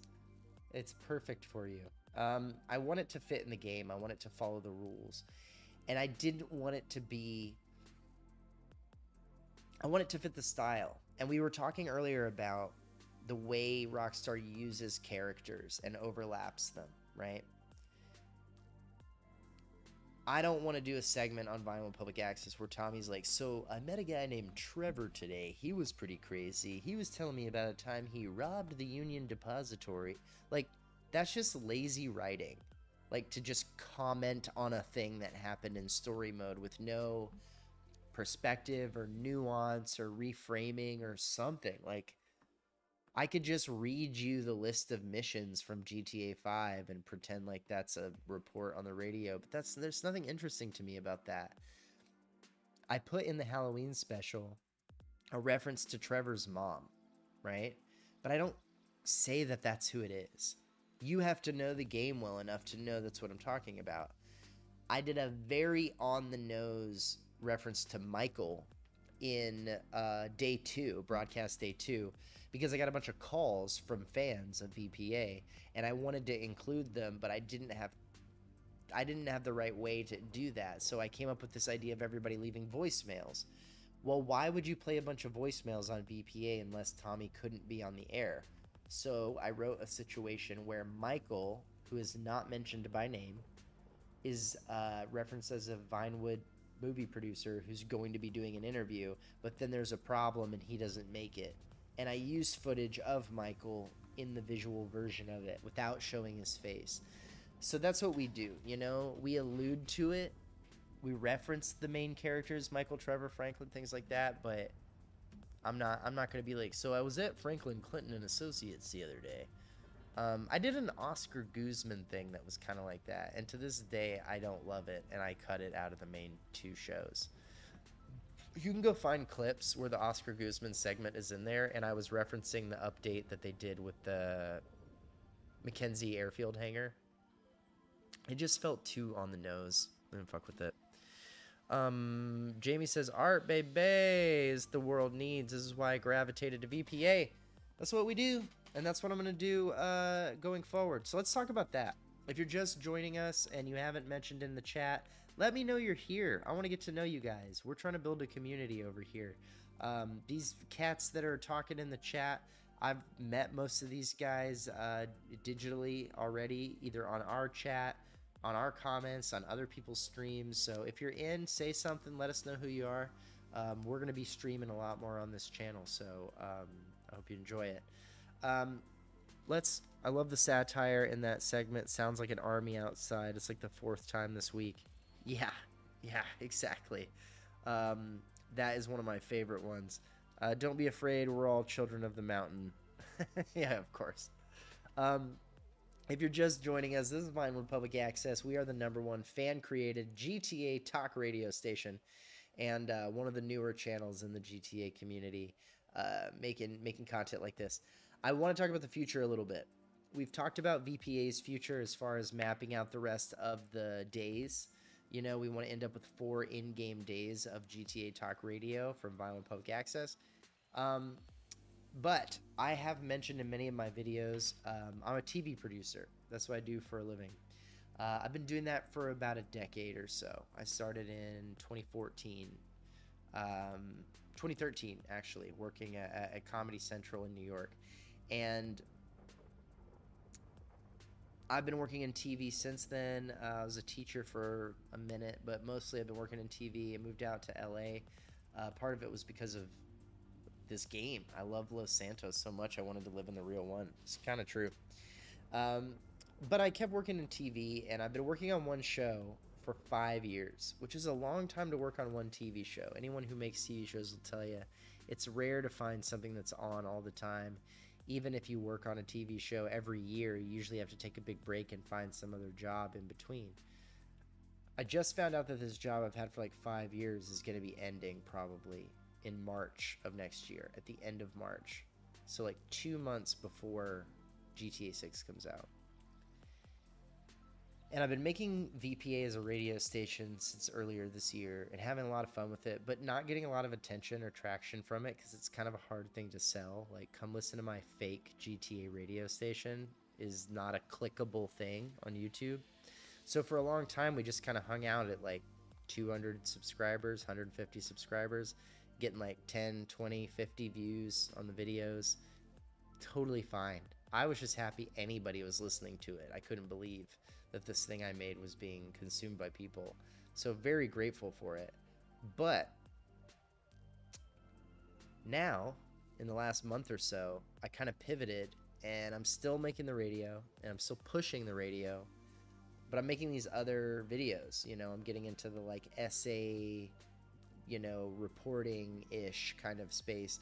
But I want to do it from a unique perspective. Right now I'm doing that as a screenwriter. So, you know, GTA creators have all sorts of different backgrounds. Some of them are video editors. Some of them are just fans. I'm a writer. That's what I do. I've got my card, you know, in the union. I'm in the Writers Guild of America. That is my profession. And so it's kind of my area to at least say I kind of know what I'm talking about when it comes to storytelling. I kind of know what I'm talking about when it comes to 3 and 5 act structure. I kind of know what I'm talking about when it comes to recurring themes in media. This is my area of what I know how to do, so I try to approach GTA from that perspective. In 2026, I'm going to lose my job. It's almost certain. The question is, do I go look for more work in television, which is constantly dying and falling apart? Or do I decide, fuck it, I'm going hard on VPA. Vinewood Public Access is going to be my new job. I'm going to put the same time into it that I put into the TV stuff. I'm going to bring in other people. I'm going to build a team maybe. You know, at the very least, I'm going to start taking this very seriously and trying to build something out of it that I can provide for my family, that I can, you know, provide for my life. And I'm feeling more and more like that's possible. Like, I'm feeling more and more like I could do that and it wouldn't be a huge mistake. You know, I'm married. I'm not just making decisions for myself. I got little dogs. I got a house. When I make a decision about how I make my money, I'm not just deciding on myself. I also have extended family that I support because they don't have a lot of money and I've got to a place where I can help them. So a lot of people lean on me financially, and they expect that stability out of me, and I've given it to them for a very long time. And now I have this situation where I've been working at the same place for so long, it's hard to like go find new stuff. I haven't been making connections because I've been just doing the same job, working on the same TV show for so long. So I kind of have been mulling it over in the last week. Maybe Vinewood Public Access is my new thing. Maybe that's my new job, and maybe if I really double down, we could go not just from 200 to 700 subscribers, but really crank it up and get something that could provide for us. I've worked my whole life on the skill set of creating art and comedy and entertainment for people because that's what I do. And I fucking love Grand Theft Auto, man. I've loved it since the first time I played it in 2001. If I can put those two things together and provide entertainment and inspiration and education and all of those things, hopefully, for people who love GTA as much as I do, and provide for my family, I don't need another fucking job. I don't want another job. I would love to do this. The job I have right now, the TV show, is mostly remote. I work from my home. I don't want to change that. I'm not trying to go back to work. I like being at home with my wife, who also works from home. You know, so we'll see what happens, but I'm very excited about it. And I'm inspired. Like, I want Man, I constantly find myself in the last month being like, man, I wish I had more time to make videos. I want to sit down. I want to make a video about this. I want to talk about Dan Hauser. I want to talk about Lazlow. I want to talk about like all these different things. I want to talk about the trilogy thing and replaying GTA 4. Like these are the things that I'm excited about right now. And if you can be excited about the thing that also brings in your income, there's no better thing on earth, I don't think. Let me catch up on some of this. As Tommy would say, all right, enough of that. Sorry to hear that it's ending, Rob. It's okay, you know, I've been doing it a long time. I've made over 200 episodes of this one TV show, which is unheard of. Like, most TV shows don't even get 200 episodes, much less do the same people get to make them, so I'm very grateful. I appreciate that you're betting on yourself, though. Respect. It's obvious we believe in it. It'll grow. You're already making connects in the community. You're on the come up. I think you're right, Jamie, and I think you're a huge part of that, as well as Tordai. Some of these other people, man, you guys are really cool and really supportive, and it means the world to me. When it comes time for perks and memberships and all that kind of stuff, I will be remembering the people who were there, the OGs, and you guys are going to get a bunch of free shit if you want it. I consider those titles being the main inspiration directly linked to Miami for the main influence of 6. Other neo-noir titles, Body Heat, China Moon, Blood and Wine. You have great taste in film. Like, you've got some deep cut stuff you've mentioned here too. I do think that's all going to be in there. I think also Bad Boys. I think also Dexter is very likely to be heavily influential. Dexter is set in Miami and about murdering people, and working like to not get caught by the cops and shit. Hayden, what you do currently is not algorithm friendly, but I think algorithms can change. People like you are the reason why algorithms change and new trends start. That's very cool. I have another Wild Things, Palmetto, Illtown, Paperboy, Live by Night. Yeah, you have great film taste. That's clear. Hayden, you're right.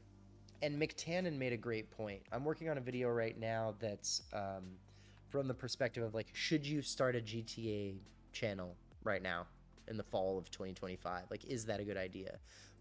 Spoiler for me without you having to watch the video. Yes, if you want to, is the answer. But you're right.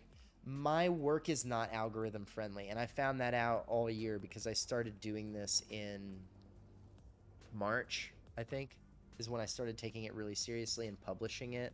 I started working on VPA over a year ago, like scripting and recording and doing stuff, but really pushing and publishing March, I think, was when I started.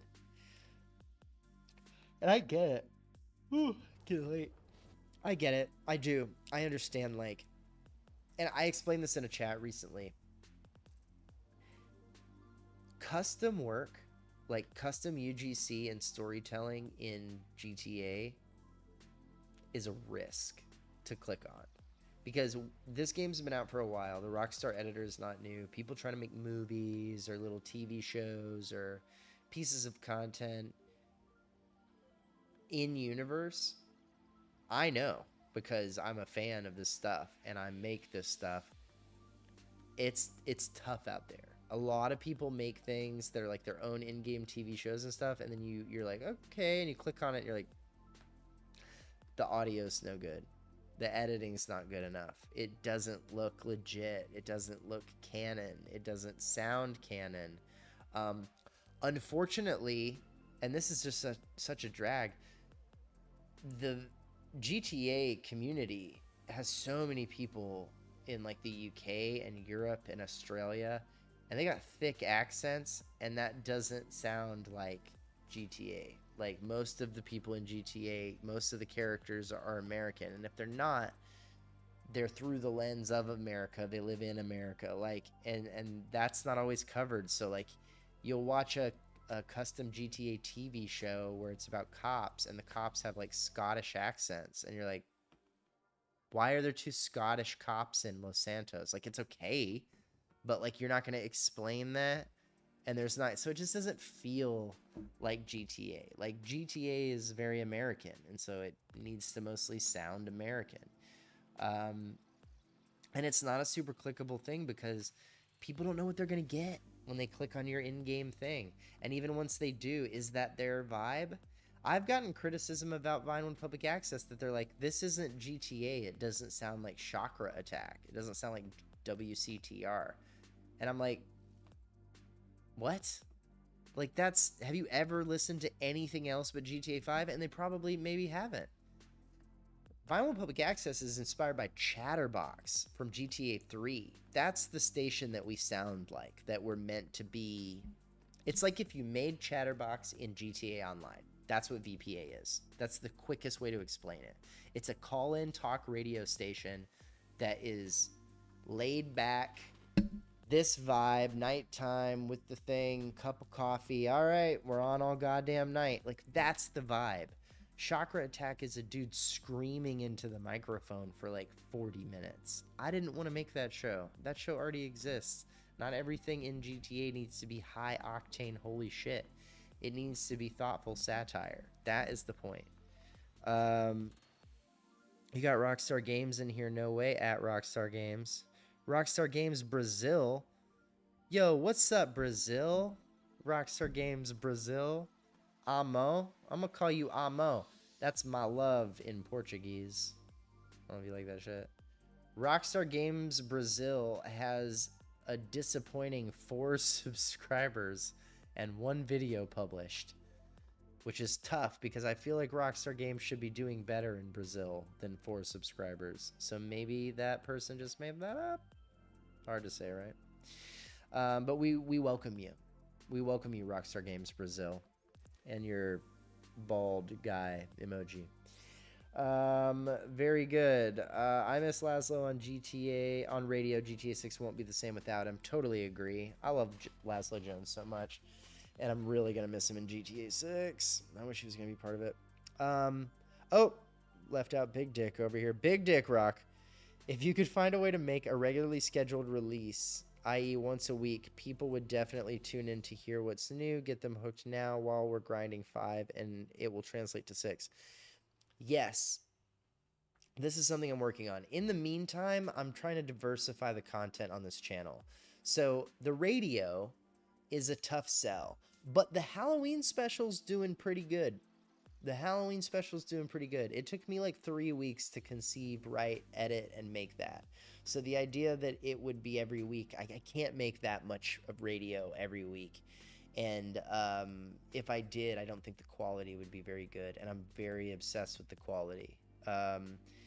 What I don't mind the quality of is things like this live stream, things like the essay videos. I don't mind that, having good, fun stuff, but not worrying too much about it being perfect. I think when you make content, you have to have a split.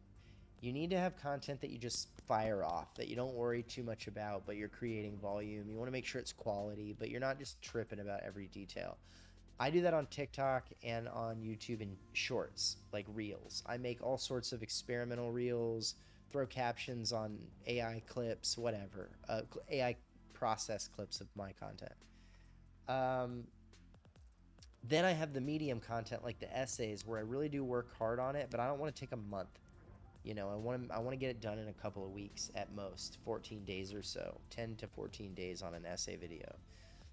Then there's the radio, the reason I started the channel, the thing I'm passionate about, my baby, my masterpiece, or at least I'm hoping. That is precious to me, and I just want to take my time, and I just want to make it what I want it to be. And if it takes forever to make the radio, it takes forever to make the radio. Like, it's my painting in my garage that I go work on every few, days and try to get 20 minutes in on it. It's my passion project thing. So the radio is delicate to me, and I want to make it really good. But I want to interact with you guys, and I want to get into the comments, and I want to get into the discussions. Sav and I are talking about being on the round table. I was gonna maybe be in number 2, but I think Dandy Andy got my spot or something. Whatever, we'll be on it later. I just want to participate in the community, and I think so far what I'm learning is putting the essays out is algorithm friendly. Doing these lives is algorithm friendly. I was live at the beginning of this stream for like 20 minutes and nobody was here. And the last one I did, I turned it on and people showed up right away. And now we've been rocking almost 10 people consistently for a while. Is this footage from SP or online? This footage is from director mode, and there's filters on it. So this is not the proper Halloween thing that happens in GTA Online, because I needed to record this before that happened. That wasn't like that green filter online shit wasn't happening yet when I was recording this, or I would have gotten it. So I had to go back in Premiere and in the Rockstar editor and like tweak the filter to try to make it look like Halloween. That's how hard I work on this. That's my point. That's why I always say in the videos, thank you for watching. I worked very hard, because I spend hours being like, oh no, this isn't fucking right. I need to tweak this shot. I need to change this thing. Very meticulous. I have some keys for the alpha version. If I come here, I need you to... Oh, yeah. You got it, Rockstar Games Brazil. Please share what you know. It's so cool to have you here. Thank you for your contributions. You got some keys for the alpha version.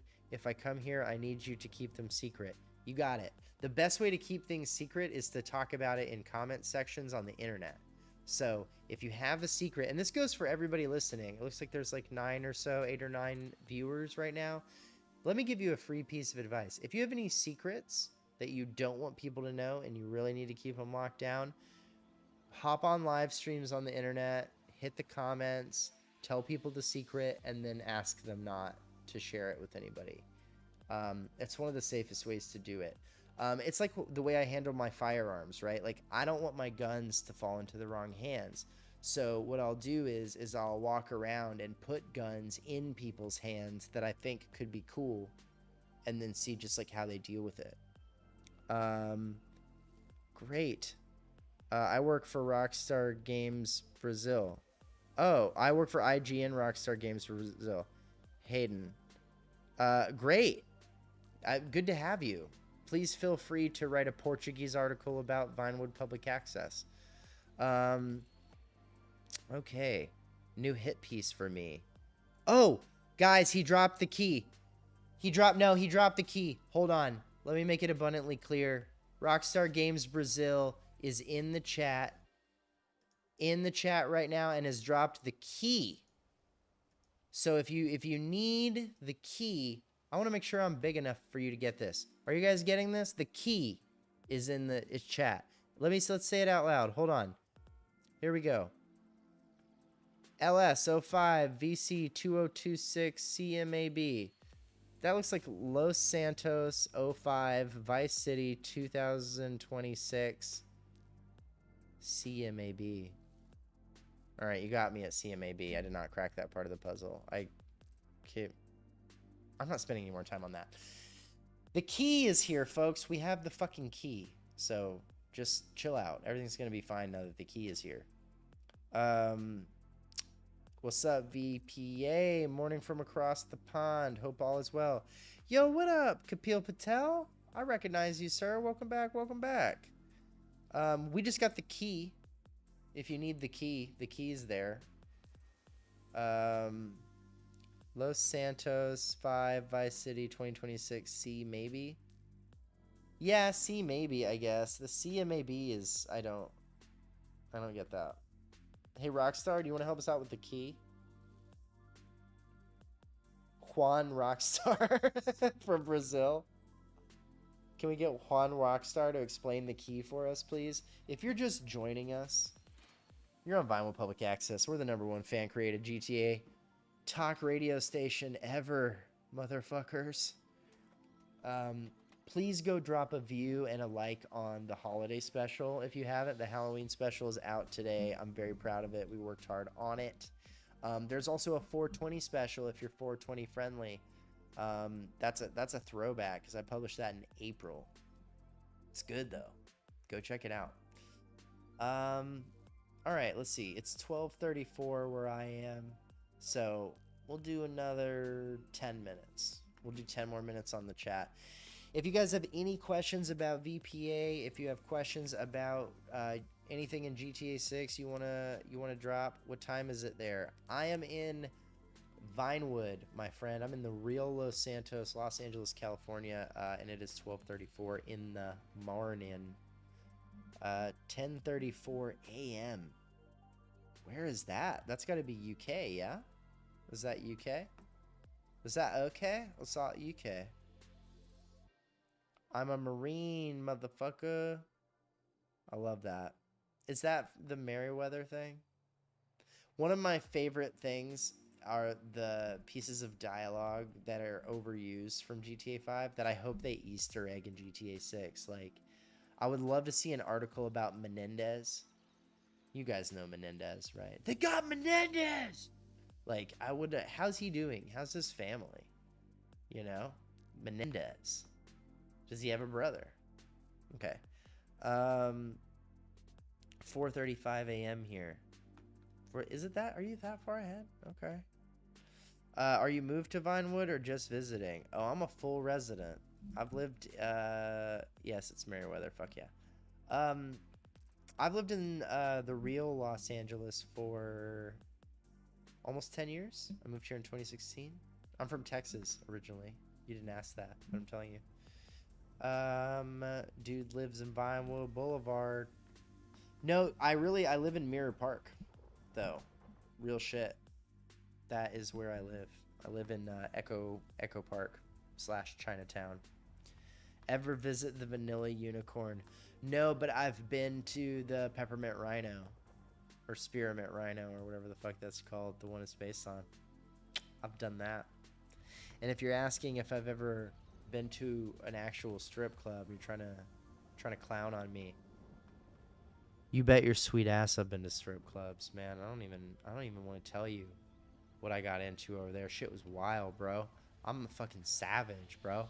I was in there with money, giving it to people to see their boobs. So, pretty cool guy right here. Okay, let's see. Last few things. I'm gonna give. We're gonna do like 45 after the hour. I have a house on the Grand Ocean Highway. Well, God bless you. God bless you in your house on the Grand Ocean Highway. Watch out for those wildfires. GTA 5 didn't have a Chinatown. No, it did not. They did not put a Chinatown. Well, no, yeah, they do. What am I talking about? Yes, they fucking do have a Chinatown. It is, okay. I will tell you where it is. And I believe they call it Textile City because they combined the fashion district of downtown Los Angeles and Chinatown into the same neighborhood. You can go see Chinatown. It is the part with all the stalls that has the ribbons, and it's like near the police station. Which one is that? Is it considered the Vinewood police station? It's like a fuck, I'm trying to remember. But it's by the LS River. There's a bail office over there. It's by the Dash Hound bus station. It's right next to the Dash Hound bus station. That's where it is. Pillbox alleyways. That's Little Seoul, not Chinatown. No, dude. Little Seoul is on the other side of town, and that's Koreatown, which is also a very big, important neighborhood in LA. No, they put Little Seoul, which they made a way bigger deal of because Koreatown is a lot bigger in LA than Chinatown is.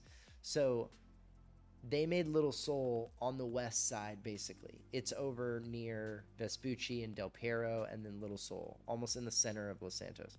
Chinatown in Los Santos is a tiny little strip on the east side of Los Santos, next to the LS River and next to the Dash Hound bus station and the highway.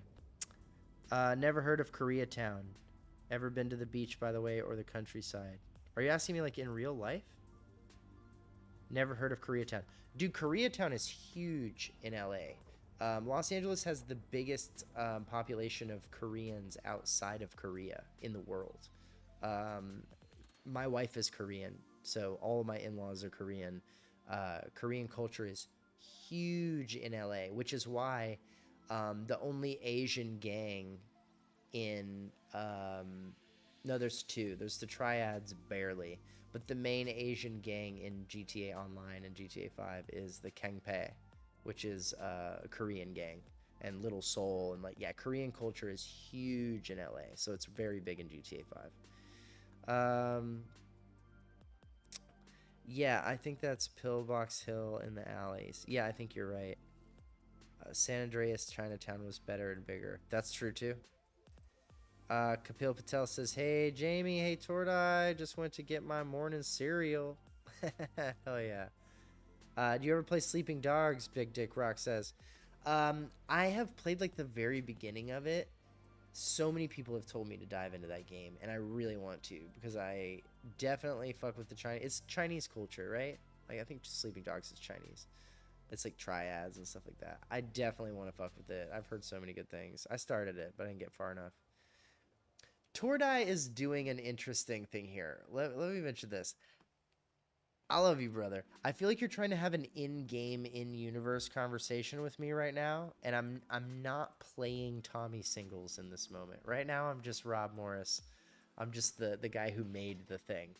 I have considered finding a way to do a live version of VPA where I play Tommy Singles and I take calls and we do like a live version of the radio. But this isn't it. It's just, I want to play along with you, but it's so weird to bounce back and forth between role playing as Tommy and then being me talking about San Andreas, the game. So it's a little hard to be in universe and out at the same time. Chinese cop melee combat is great. Yeah. I've heard nothing but good things about Sleeping Dogs, so I'm a big fan. All right, we're wrapping it up. What else you got? Last couple of questions, thoughts. Even more important, I would love suggestions. So if you have things that you think would be cool to see on this channel or on the radio, things that brought you to this station or to this channel that you're like, this is why I'm here, do more of this. Who the hell is Rob? Where's Tommy at? What did you do with him, fucker? He's in the mountains, my guy. Tommy's in the mountains. My name is Rob Morris. That's what my name is, and I made this, and I appreciate your support. All right. Yeah, last couple of minutes, and we're going to call it. Suggestions for VPA. That's one of my big things. I'm going to keep making the radio station the way I want it, but the rest of this channel is, democratized. Whatever you guys want to hear. If you guys want me to talk about what I think, why I think Dan Hauser left Rockstar, or what's the idea behind that.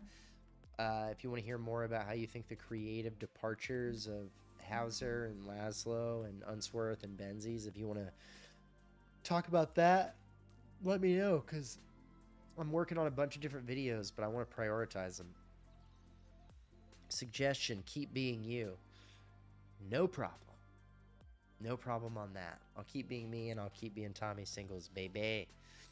Jamie, did you catch, by the way, we were in Sav's stream yesterday or the day before, and you were like, Tommy Singles in the motherfucking house, and he was like, what? Like, so clearly has never listened to the radio station. Can I tell you the truth? And if he comes and finds this, I'm totally cool with it. I'm totally cool with it, being honest. I have a feeling Sav is cool with me as a creator, and he's like, can't deny that I'm making stuff and people fuck with me, and so I don't think he likes the radio idea. I think he thinks the radio. My theory is based on not a lot, but I think it's true. I think Sav thinks the radio idea is dumb. I think he's like, what do you do? Why do you do that? Because he's so clearly never looked into it or watched it. I actually had a great conversation with him, which I don't think he would mind me sharing this, but like, I asked him like, hey, would you want to do a collaboration? Like, and we were like DMing, and he was like, yeah. And I was like, cool. What kind of character do you want to play on the radio? Like, I could write one for you, or if you have one that you want to do, you want to play like a business owner, blah, blah, blah. And he's like, what?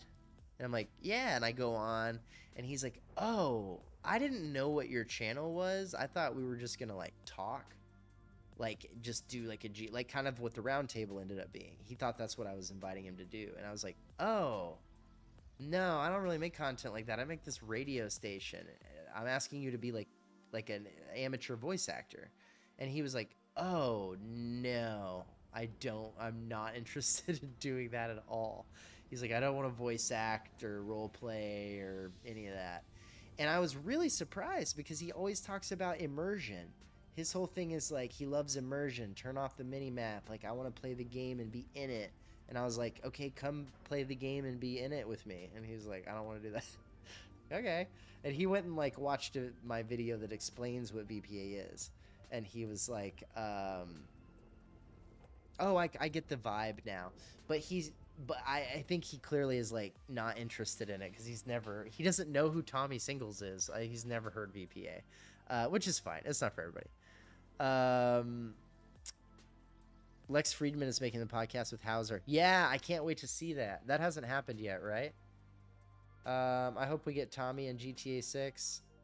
Do you mean Tommy Singles or do you mean Tommy Vercetti? Because you're not getting Tommy Vercetti. That's not happening. I don't know. Hope it's coming soon. Keep doing what you're doing. Appreciate you, CH. Won't. He had no fucking idea. I was laughing my ass off about that. I believe I was the one that told Sav about you in the first roundtable post. Man, if he doesn't get it, it says a lot. I have been hitting Sav up in his streams for a little while. Like, he and I ended up connecting way before the roundtable thing.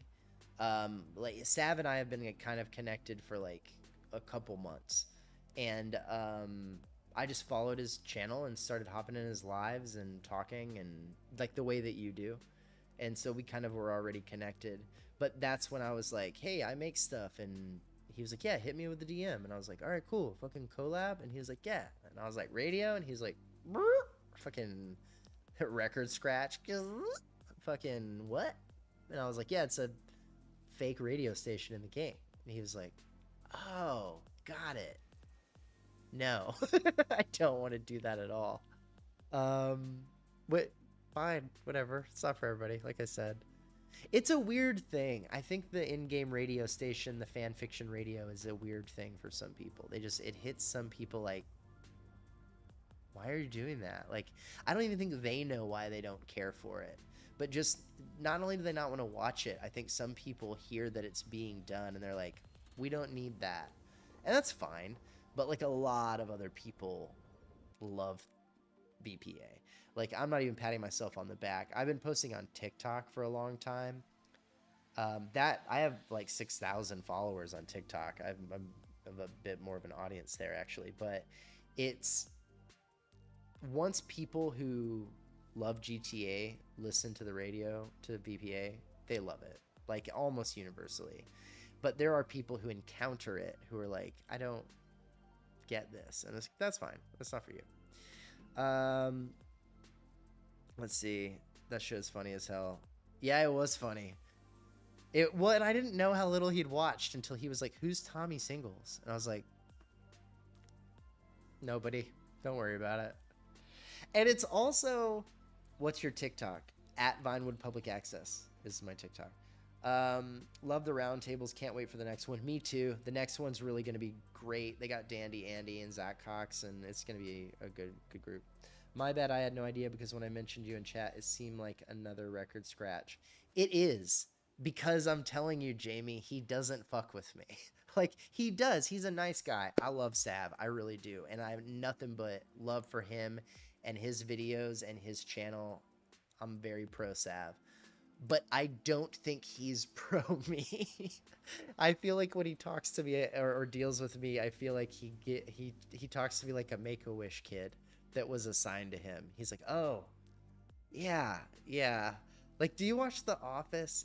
You know when Jim, like John Krasinski's character, has the same vibe for like 5 seasons, and then they bring in Idris Elba, and he's the first dude who just does not find Jim funny. He's like, "What? I don't find your buffoonery amusing." And I feel like that's the vibe between me and Sav. I feel like Sav's so fun-loving, and then like when we talk or we DM or whatever, it's always like, "What? What's up, man?" They're like, "Oh, nothing, brother. I just say," like, "I'm sorry I bothered you." We're getting Zach Cox TV, the OG one to the OGs. Yeah, the cool thing about Zach is that he's still around. Like, it's crazy. I can't believe he's still doing it. I know what you're talking about with The Office. That's always my analogy. I am very much a Jim Halpert in that most people find me modestly charming, but some people are like, I don't know why, but fuck that guy. Like, I am polarizing.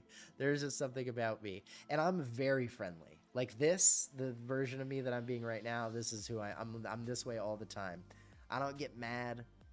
Like, I'm not saying never, but like, I don't have a short temper. I'm not going to lose my shit and start like going down a rabbit hole with other YouTubers being like, you know, like I'm not like that. I'm so chill. But you know, we'll see. That's what she said. Hell yeah. This sounds like upperclassmen vibes. It does feel like upperclassmen vibes, but I think Sab's like 5 years younger than me. Or 3 or 4 years younger. But you know, he's ahead of this game. It's a weird thing too, right? Because like I'm 37 years old. I'm a professional TV producer and screenwriter. Like, I don't have anything to prove to anyone about like accomplishing things or being successful. I'm married to like a hot ass wife. I have a great job. I make good money. Like, and even if my job leaves, like, I'll figure it out. Like, I'm good. I don't need to prove anything to anybody. But yeah. Anyway, I don't know. I kind of got sidetracked there. All right, enough of that. Okay, I went further than I said I was gonna go, and our audience dipped a little bit on the tail end here. So if you're still with us, if there's any world where you're not subscribed to us and you're one of the 4 people watching, sub, get your life together. You're gonna want to be here for what we're gonna do if you've stuck around for any of this. So thank you very much, very, very, very much for showing up. Please, please, please watch the holiday special, the Halloween special. It means the world to me. I worked very hard on it, and getting views in the next like 2 or 3 days is going to be big for trying to push it out. It's already doing better than any piece of radio content I've made so far, so I think continuing to push that out is gonna be helpful. Tordai, thanks for the stream. Thank you for being here, my guy. We appreciate you. Next stream when?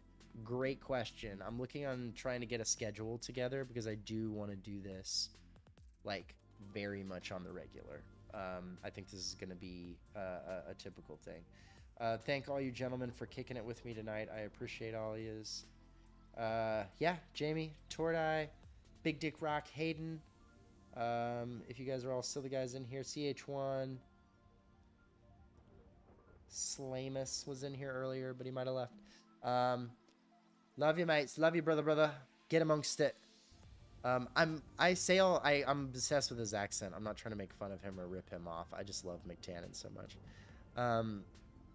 Nice to meet you, Jamie, and everyone else. Rob, thank you for the stream. First one I tuned into. Love what you're doing. Thank you, brother. Thank you. Feel free, sub it, like it, go find other things we made, and get amongst it. And we'll see you. Have a good night, everybody. Get some sleep or good luck on your